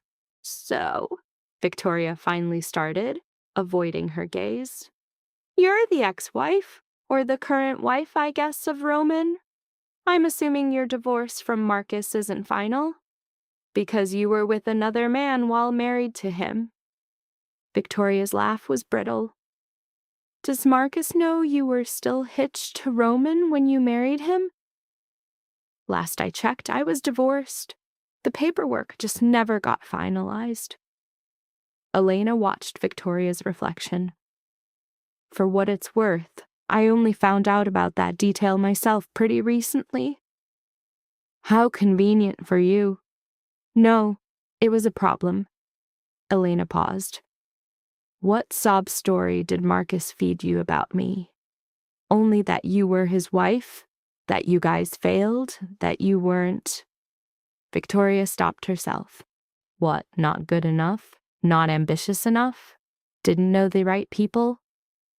Victoria's silence was all the confirmation she needed. Elena's voice was sharp and clinical, recognizing the classic breakup script. That she was too smart for him, that she didn't fit into his shiny new world, that he needed a partner who was basically his cheerleader. Her eyes locked with Victoria's a mirror. Did he use those on you, or at least parts of them? He said you grew apart, Victoria answered carefully. Wanted different things. Oh, we definitely wanted different things. I wanted a partner. He wanted a polished accessory. With a controlled move, Elena turned on a faucet, the running water a sound of pure calm. For the record, I'm not here to mess things up for you. My only goal here is to make Marcus face the reality of his mistake. You just happen to be collateral damage. Collateral damage, Victoria repeated. That's a nice, clean way of saying you're nuking his career and his relationship just to prove a point. I'm not nuking anything. I'm just finally living my real life instead of the watered-down version I was pretending to live. If that truth makes Marcus fall apart, that says a lot more about his fragile ego than it does about me. Victoria spun around to face her. You're with Roman Volkov, the guy who just bought 40% of my dad's company. I am. And now you're running the Meridian Foundation. I am. And what exactly were you doing when you were married to Marcus? Playing house? The question wasn't just a jab. It was genuine confusion. Like Victoria couldn't square this powerhouse with the picture Marcus had painted. I was laying low, Elena said bluntly. I left Roman 7 years ago because I thought I wanted a simple, normal life. I thought Marcus could give me that. Turns out I just swapped one performance for another. Now the show's over. I'm stepping back into my own skin with all the power, connections, and money that comes with it. Elena dried her hands on a towel that probably cost more than her old grocery bill. Marcus wanted a woman with power and influence. He had one, he was just too clueless to see it. Victoria let that sink in, her face a blank mask. My father's already pulling away. I know the signs. He's dodging Marcus's calls, leaving him out of meetings. Your partner's drama just sped up the inevitable. I know, and you don't care.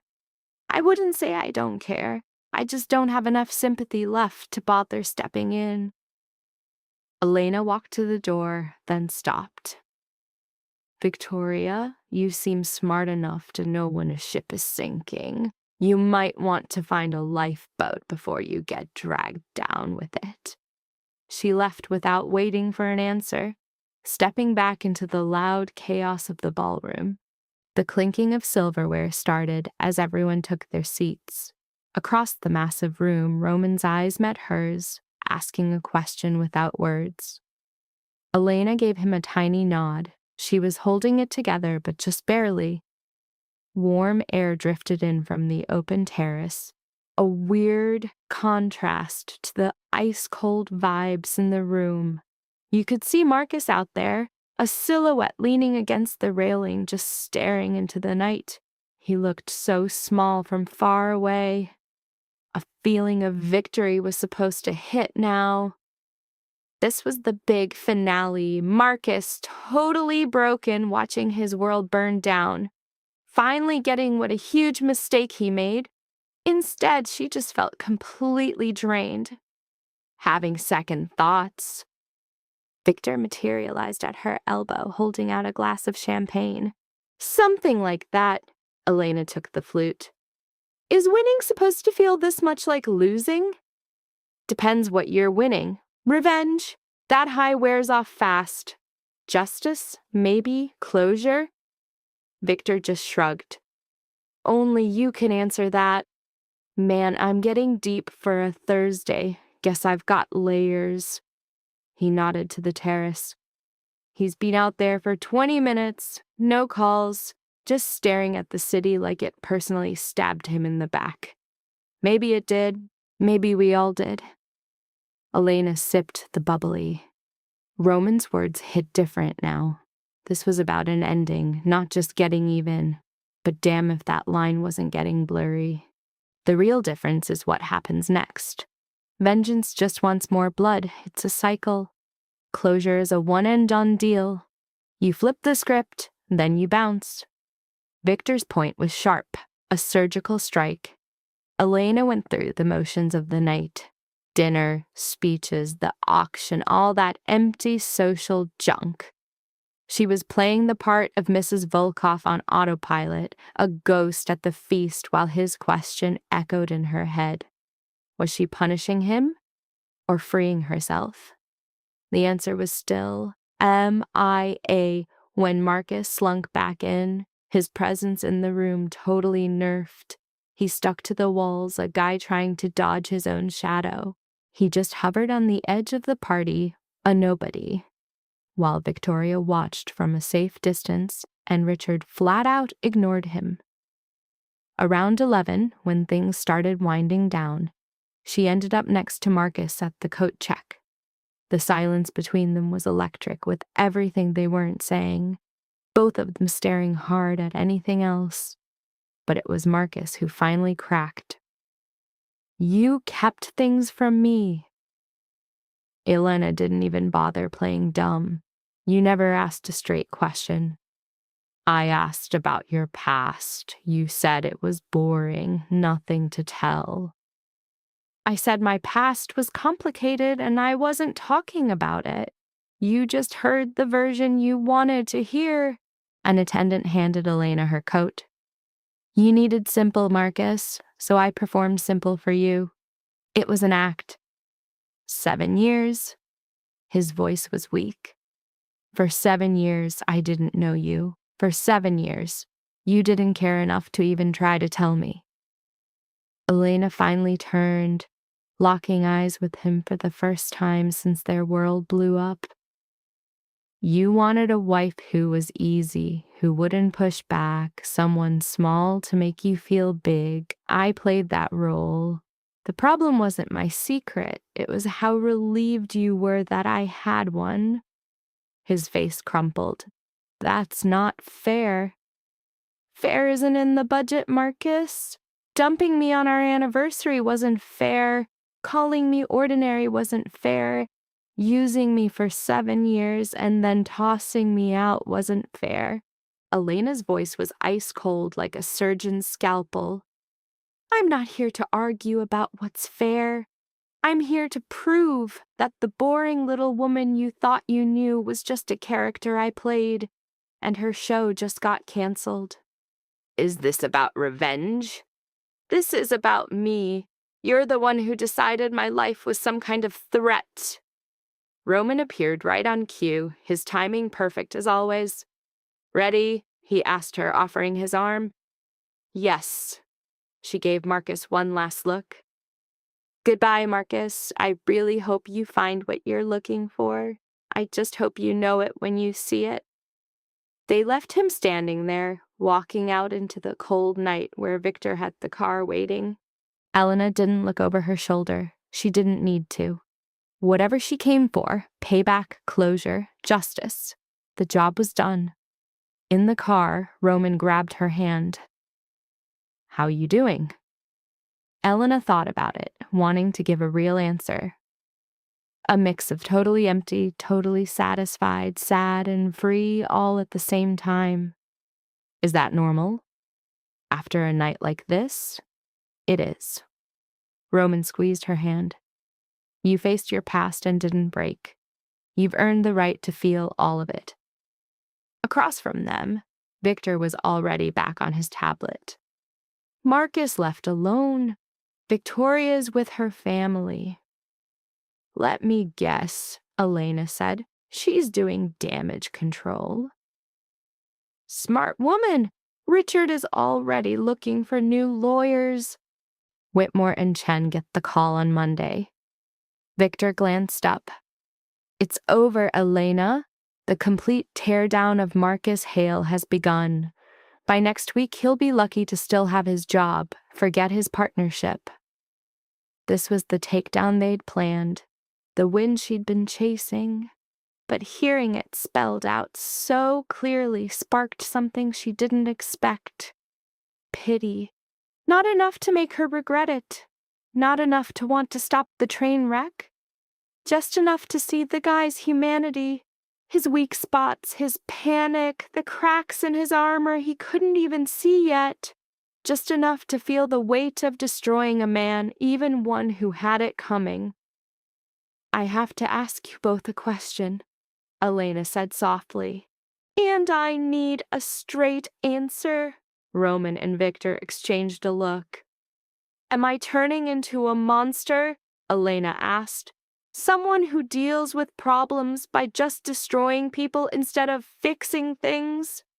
No, Roman shot back instantly. You're turning into someone who understands that people have to face the music for what they do. That's not being evil, it's accountability. Victor took a beat longer. I think you're learning to wield power instead of run from it. Whether that turns bad is all on your next move. Tonight's mission was Marcus. Tomorrow can be a different target, a different mission. The foundation, your charity work, the ways you can use your power for something bigger than personal revenge. His gaze was locked on hers. You aren't defined by your worst moment, Elena. You're defined by all your choices. So what are you going to build? The question stuck with Elena all the way home, in the elevator, and as she peeled off the dress, the shoes, the armor she'd worn to war, standing in the bathroom in Roman's shirt, wiping off her makeup, she thought about what to build. 7 years ago, she ran from power because she knew what it cost. Tonight, she grabbed it to hurt the person who hurt her. Tomorrow, what came next was 100% her call, whether she'd use her power for good or for bad. Was she the woman Marcus saw, or had she leveled up into someone else? Roman showed up in the doorway, ready for bed. Your thoughts are so loud I can hear them from the other room. Fallout from tonight. Elena dried her face. Thank you. For what? For letting the night be messy, for not making me choose between feeling good about this and feeling good about myself. She turned to him. Forgetting that, I can be a total boss and a total wreck at the same time. You don't have to thank me for seeing you. Roman pulled her into a hug, and Elena let herself lean into it. That's what love is. Later, in the dark, with Roman breathing steadily beside her, she replayed the night's biggest hits. Marcus's slow-motion horror, Victoria's tactical retreat, Richard's instant betrayal, and the empty feeling of a win that didn't come with a real prize. Her phone buzzed on the nightstand, a text from a number she didn't know. I'm sorry for all of it. You deserved a better ending. M. Elena just stared at the screen. The words were not enough and way too late. They both knew it. Still, it was a human move, more real than Marcus had been in years. It was him admitting he failed, admitting he lost, a sign that under all that ambition there was still a guy who could feel regret. She didn't text back. He wasn't asking for anything. The message wasn't for forgiveness or a second chance. It was a final statement, the last page. Elena deleted it and put the phone down. Tomorrow she'd focus on the foundation, on building something real, on becoming the woman she chose to be, not the one Marcus was too blind to see. Tonight might actually be the start of some real peace. When she woke up, she'd be measured by what she built, not what she burned down. And that, finally, felt like a kind of calm. The day after the gala kicked off under a sky full of dark, bruised-looking clouds that promised a storm, but never delivered. Elena woke up in an empty bed with Roman's sharp handwriting on his pillow. Early meeting, coffee's ready, the day is yours, R. She took in the gesture with a thank you that felt too big for words. After the insane drama of the night before, a pure power play of taking back her life, this quiet offer of being alone was exactly what she needed to reset. Elena took her coffee to the giant windows, watching the city below slowly come to life. From way up high, the people on the street looked like pawns in a game, totally clueless that their so-called choices were just part of a grind. Work, sleep, get paid, repeat. A loop that trapped her for 7 years as a background character in Marcus's life, playing whatever part he gave her. Not anymore. Her phone buzzed, vibrating on the glass. A text from Victor. Whitmore and Chen just confirmed they're ripping up Marcus's contract, effective end of the month. Figured you'd want the update. Elena read the words. This was the endgame, the last domino in a masterpiece of payback. It wasn't just the partnership, it was his career, his life with Victoria, his whole 5-year plan, all of it deleted. She braced for the victory rush, the high she'd been chasing for 3 straight weeks. It never came. Instead, a bone-deep exhaustion hit her like a truck. Thanks for the update, she texted back. Want me to keep tabs on him? Elena actually thought about it. Did she really need a play-by-play of his spectacular failure to watch him fall apart in real time like some lab rat? Nah, I'm done, she typed. Let him find his own way out. The reply was instant. Excellent. This is progress. Elena put her phone down and finished her coffee in the quiet. Victor was dead on. It was progress. The woman she was 3 weeks ago, shattered by his betrayal, would have paid for a front-row seat to his ruin, feeding off his pain to feel whole again. But that version of her was a product of being completely powerless, a wound that needed to be seen. The woman she was now, chilling in a penthouse, wearing silk that cost more than her old car, married to a guy who literally builds the city, and running a foundation with a real mission, was on a whole different level. This new self could afford to be merciful, or even better, could afford to not give a damn. The divorce papers got delivered that afternoon. Elena signed her name without a second thought, feeling none of the heavy drama she expected. They were just legal documents, the official echo of a connection that had been dead for weeks.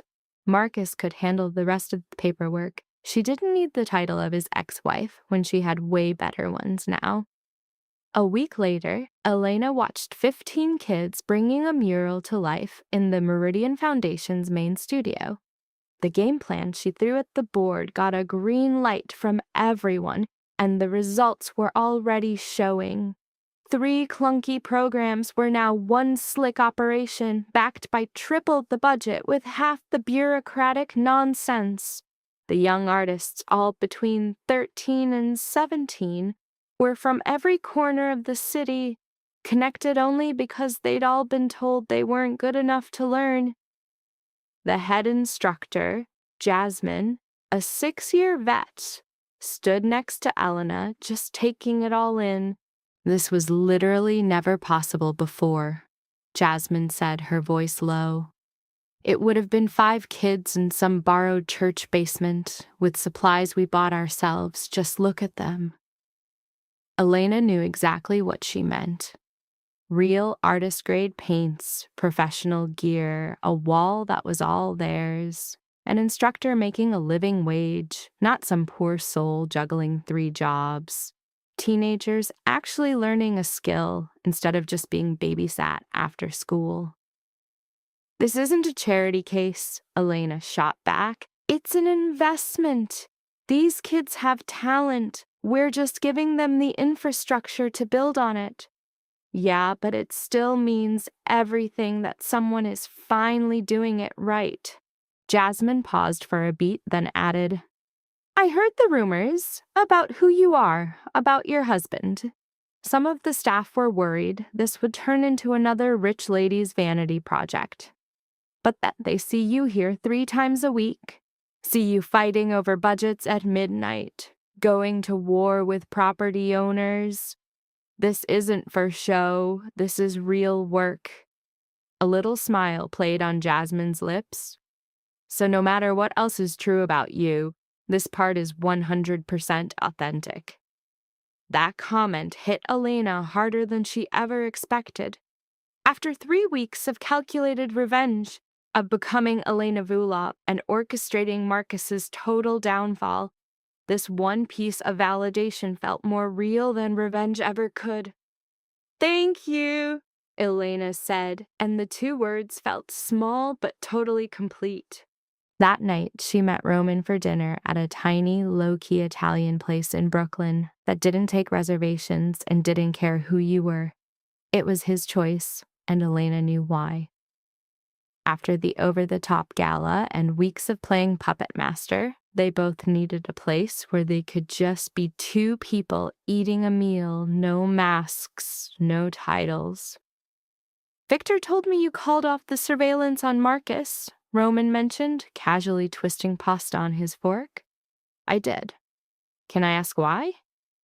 Elena thought about it, her own fork hovering over her chicken. I realized I just didn't care anymore. Not enough to keep watching. He's just another guy now, making his own mistakes and dealing with them. He is not my concern. Roman watched her face. That's a huge leap from where you were 3 weeks ago. 3 weeks ago, I was still in the blast zone. Now I'm just walking away from the rubble. Elena put down her fork. I got my win at the gala. He knows exactly what he lost. Everyone who matters knows. Watching him suffer more doesn't do anything. It's just cruel. And I have no interest in being cruel. Even after he was cruel to you? Especially because he was. I refuse to turn into the kind of person who thinks causing pain is the same thing as healing. Elena took a sip of her wine. Marcus treated me like I was disposable. I proved I wasn't. That's enough. Roman's hand slid across the table and covered hers. I am so proud of you. This woman, the one who can handle power without being malicious, this is the person you were always meant to be. I had good teachers. You had a nightmare experience. What you decided to build from it was all you. Roman's thumb traced circles on the back of her hand. Elena, there's something I have to tell you about the last 7 years. The change in his voice sent a literal chill down her spine. Go on. When you left, I was completely shattered. My first instinct was to drag you back, to make you remember what we had, to make you understand that running away would never fix what was broken inside you. Roman's voice was solid, but she could feel the old wound beneath the calm. But Victor stepped in. He said that forcing someone to stay isn't love, it's a cage. So I let you go. I set up the trust, made sure you were taken care of, and I waited for 7 years. I would have waited for an eternity. I knew, not hoped, I knew that you would finally get what I always did. You were never made for a small life or for small-minded men. You trying to be ordinary was like trying to bottle a hurricane in a teacup. He squeezed her hand. But here's what I never told you. About 2 years in, I started to doubt. I thought maybe I was wrong, that maybe you were actually happy with Marcus, that maybe it was my turn to let you go. Elena's breath caught in her throat. What changed your mind? I saw you inside a grocery store in your neighborhood. He laid out the scene like a crime report, her in a grocery store, faking being normal. The exhaustion she was carrying wasn't physical, it was her soul being crushed under the weight of a life that didn't fit. Marcus was a ghost right next to her, sucked into his phone, a perfect symbol of how disconnected they were. Roman said he watched her make 3 separate attempts to break through to him, and each one failed to even get a glance. His diagnosis in that moment was crystal clear. She wasn't just unhappy, she was in hiding, and every sanctuary sooner or later gets breached. The memory flooded back for Elena, a ghost from that afternoon. She had been planning the perfect dinner, playing the part of the perfect wife, and he had made her feel totally invisible, just another prop on his stage. "You saw that and you said nothing?" she asked. "What was I supposed to say? Your husband is a joke. Come back to me." You would have just called it another power play. The realization, Elena, had to come from you. Roman lifted her hand to his lips. But watching you take 5 years to wake up to that mistake was the single greatest torture of my life. Then why are you telling me this now? Because there's a difference you have to understand. The patience I showed you, the empathy, the waiting, that's a glitch in my world. In that world, people are assets or liabilities. They serve a purpose, or they're irrelevant. They're either leverage, or they get neutralized. Roman's eyes locked onto hers. But you, Elena, were never an asset. And you were a person always, a total mess, stubborn as hell, a genius and completely broken. And I was into every single part, even the bits that made you bail. Elena felt the tears on her face, totally out of place in this fancy restaurant. "That's the one thing that makes you different from Marcus," she said. "He cared about what I could do for him. You cared about who I was." "Exactly. And you need to get that through your head. Power is a trap, and control is a slow-acting venom. The second you see people as game pieces, you lose the very thing that makes power mean anything." Roman brushed a tear off her cheek. "Stay human, Elena. Stay complicated. Don't let this game grind you down into something basic." Just then, the waiter showed up, this awkward ghost in the middle of a heavy moment, making them pull themselves together. They ordered dessert and switched topics to the foundation, Roman's whole operation, and how Victor's love life was a total joke. When they left, Elena felt grounded again, like she knew who she was. 2 months after the gala, buried in budget reports, Elena's assistant pops in. "Someone's here to see you," Maria says. No appointment, but she's saying it's personal. Her name? Victoria Ashford. Elena's pen literally froze. She hadn't seen Victoria since that disaster of a gala, only thinking about her as part of the mess with Marcus. For Victoria to just show up here out of the blue was a total earthquake. Let her in. Victoria walks in, not in some designer gown, but in a sharp suit that somehow made her look older and younger at the same time. She just stood there awkwardly until Elena pointed to a chair. "Thanks for seeing me," Victoria began, her nervousness so thick you could cut it with a knife. "I'm just wondering why you're here. Honestly, I'm not 100% sure myself." Victoria's hands were clenched tight in her lap.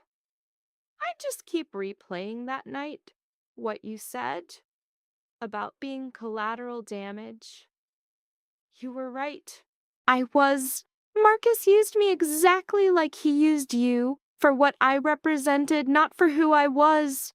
The only difference is I was clueless until you spelled it out for me." Victoria's voice was quiet, but had a core of steel.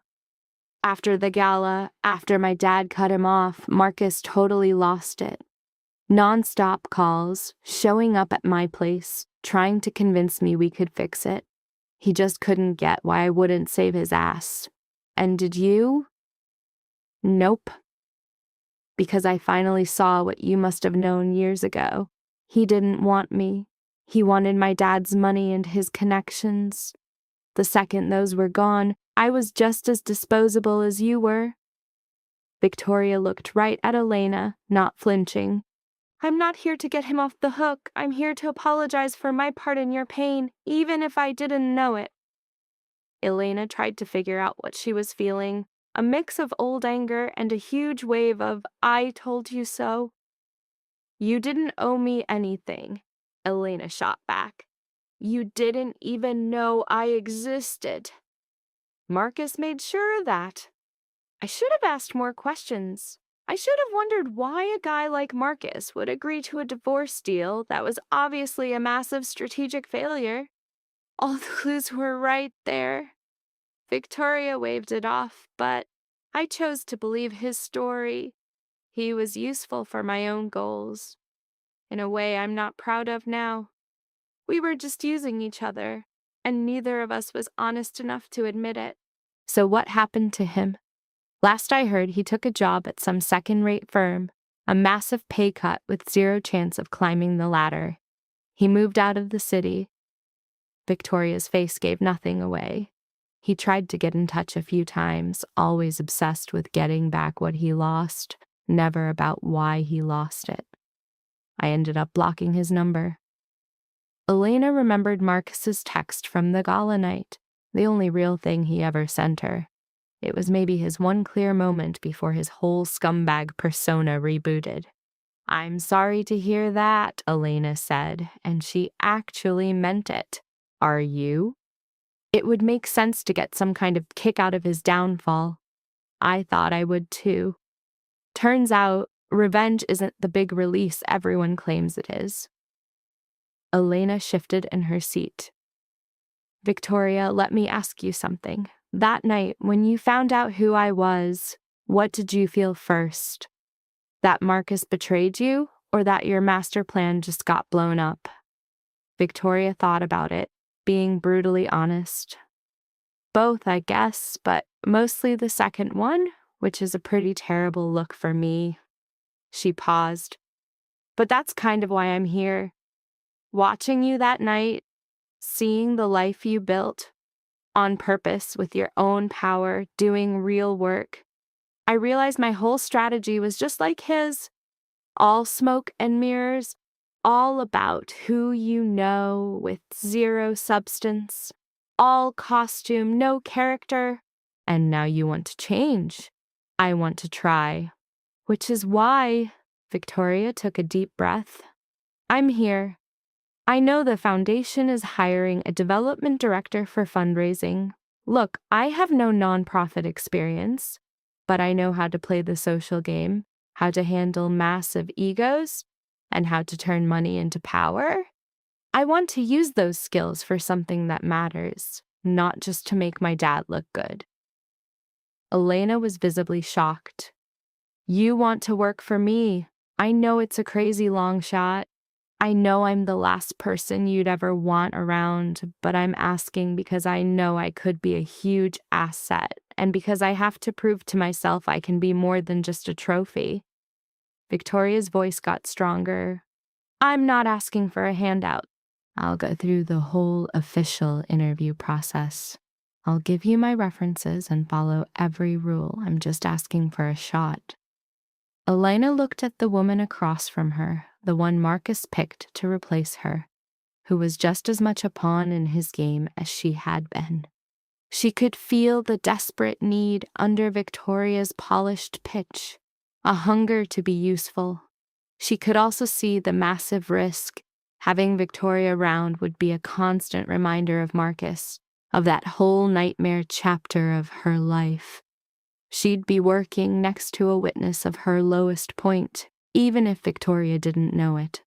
But it would also mean giving someone the same chance she got, to be more than the part she was forced to play, Tell me the real reason, Elena demanded, not the speech you practiced.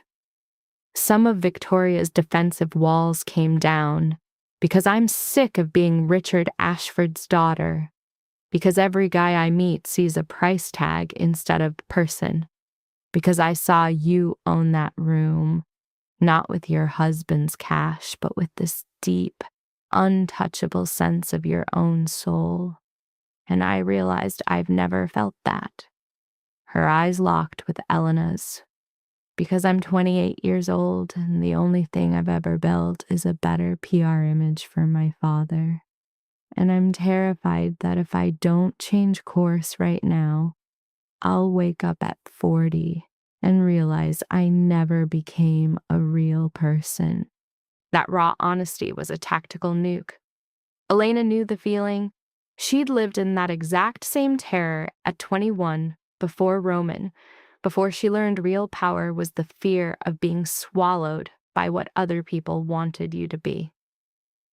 I'll think about it, Elena said, but let's be crystal clear. If you work here, you will work. Real hours, real results, real consequences. This isn't some place to LARP as a philanthropist while your trust fund pays your bills. We are here to help kids with nothing, and that mission takes everything we have. Understood. And Marcus, you being here means he is completely out of your life. I won't have his shadow anywhere near my organization. He is. Victoria's tone was like iron. Completely. Any leftover fantasy of a connection between us is dead. It has been since I figured out what his real plan for me was. Elena's choice showed just how much she had changed in 2 months. Send your resume to my assistant. I'll look at it, and then we'll set up a formal interview.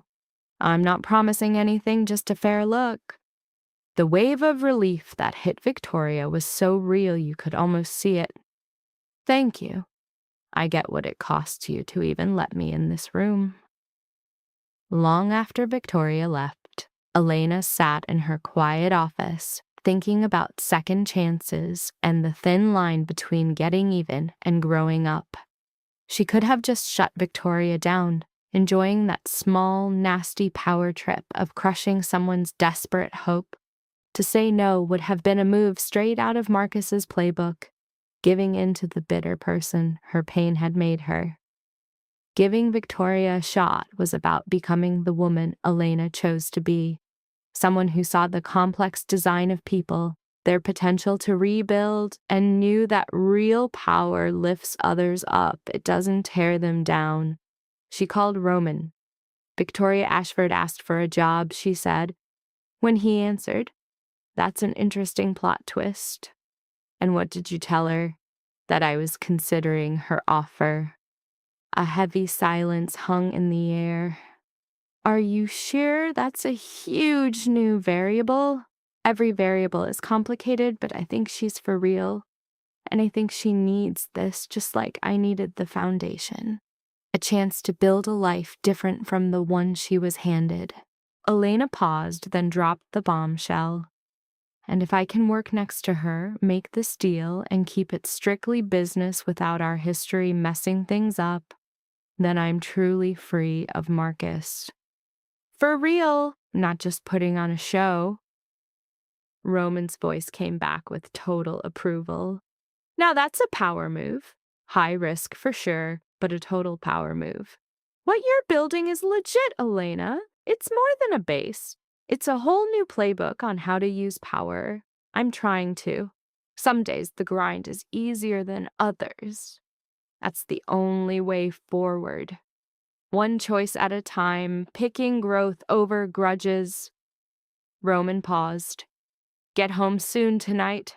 I've got a spot I want to show you." "Where are we going?" "That's a surprise. Just get back here."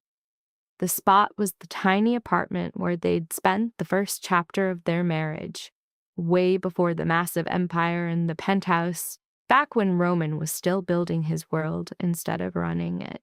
She saw he'd kept it pristine over the years, a perfectly preserved snapshot of what they were.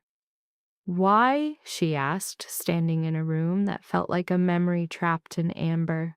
Because I needed an anchor to where we started, to who we were before the clout, the drama, and the 7 years of silence.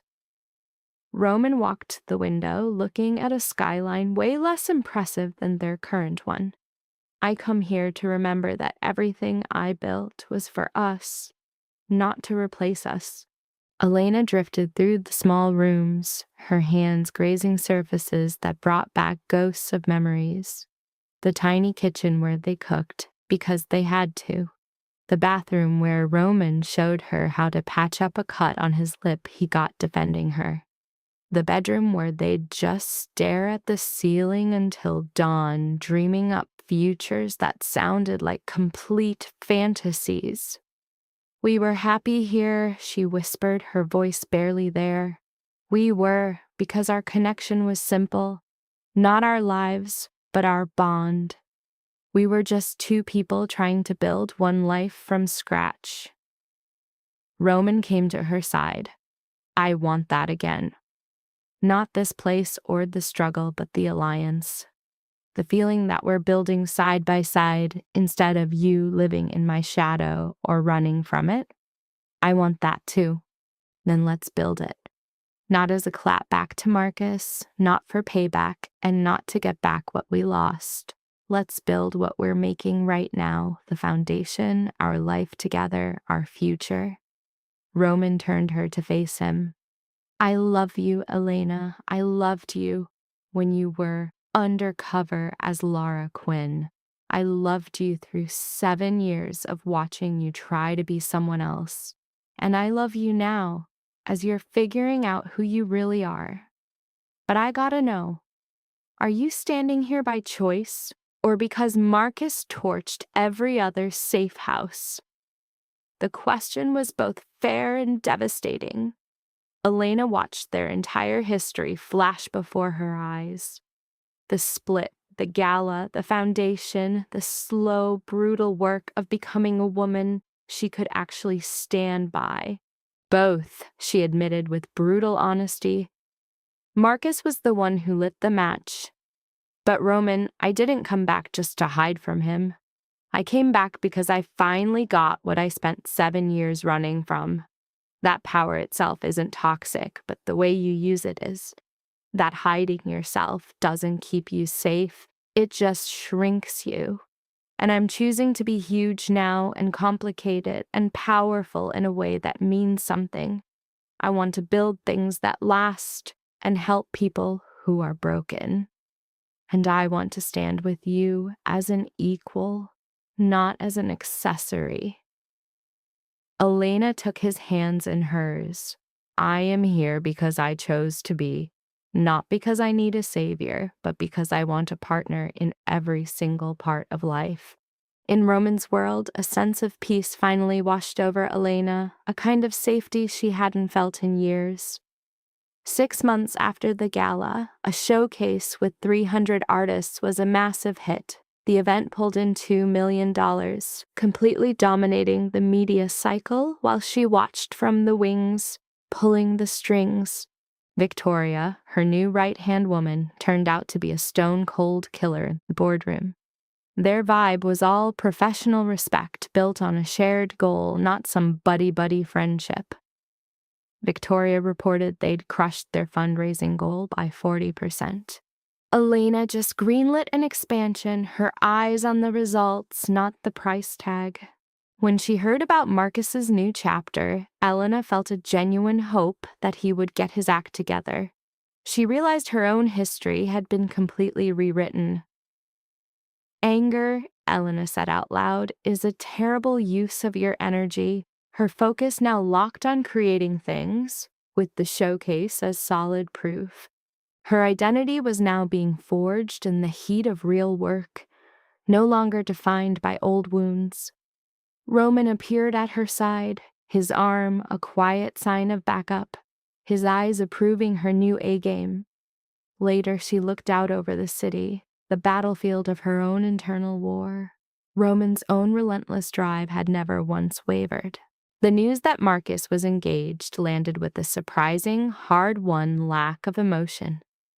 Elena coolly expressed hope that he could actually change his core programming, using her own glow-up as proof of what was possible. A call from Roman pulled her from her thoughts, and she turned back to him and back to the life she had run from for 7 years. She had completely shed her old skins, the timid Quinn and the panicked Elena from 7 years ago. The woman she'd become was a fusion of her scars and her comeback story. This acceptance of her whole self was its own kind of victory. She whispered her love for him. Roman looked up from his work, giving her his complete, unfiltered attention.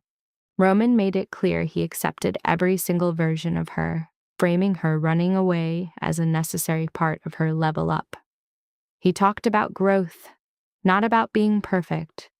His words were a healing potion, a direct counter to the 7 years she spent faking perfection for Marcus, a performance that ended with him hating the real, flawed woman underneath. Now, in this life, she had both a partner and a purpose. She saw Marcus's evil in a new light as the accidental trigger that forced her to evolve. Her own brutal journey had forced her to see power as a tool for good, a concept she knew Marcus would never, ever understand. That single piece of intel, which took Elena 7 agonizing years to figure out, was now being discovered by Victoria. Elena wasn't faking or hiding anymore. She just existed. One person in a city of millions. She moved between the powerhouse she was becoming and the quiet person she used to be, finding a perfect balance between control and vulnerability. And in that space, she found peace. Elena had finally learned that the point was never to break, but to become whole. The 7 years of being systematically torn down were officially over. Her future was a mission for wholeness, for embracing the very parts of herself that Marcus had tried to erase. The act was done. The time for hiding was over. Her path was now aimed at building things, at using her influence to make things better for other people. The biggest win wasn't getting revenge, but in rebuilding her own spirit. A deep sense of calm settled over her, a feeling she now connected to the solid, grounding presence of her partner, Roman. Her goal had been to build resilience, not to create a life free of chaos. Marcus's methodical plan to crush her spirit hadn't even dented her core strength. She now found true rest next to Roman, the man who showed her that power and love could go hand in hand, and that letting your guard down was not a sign of weakness. Her future was the foundation, and her alliance with Victoria, 2 women forged in the fire of Marcus's terrible judgment. With Roman, she was a true collaborator. Tonight, she was simply at peace, her mind finally cleared of all the static.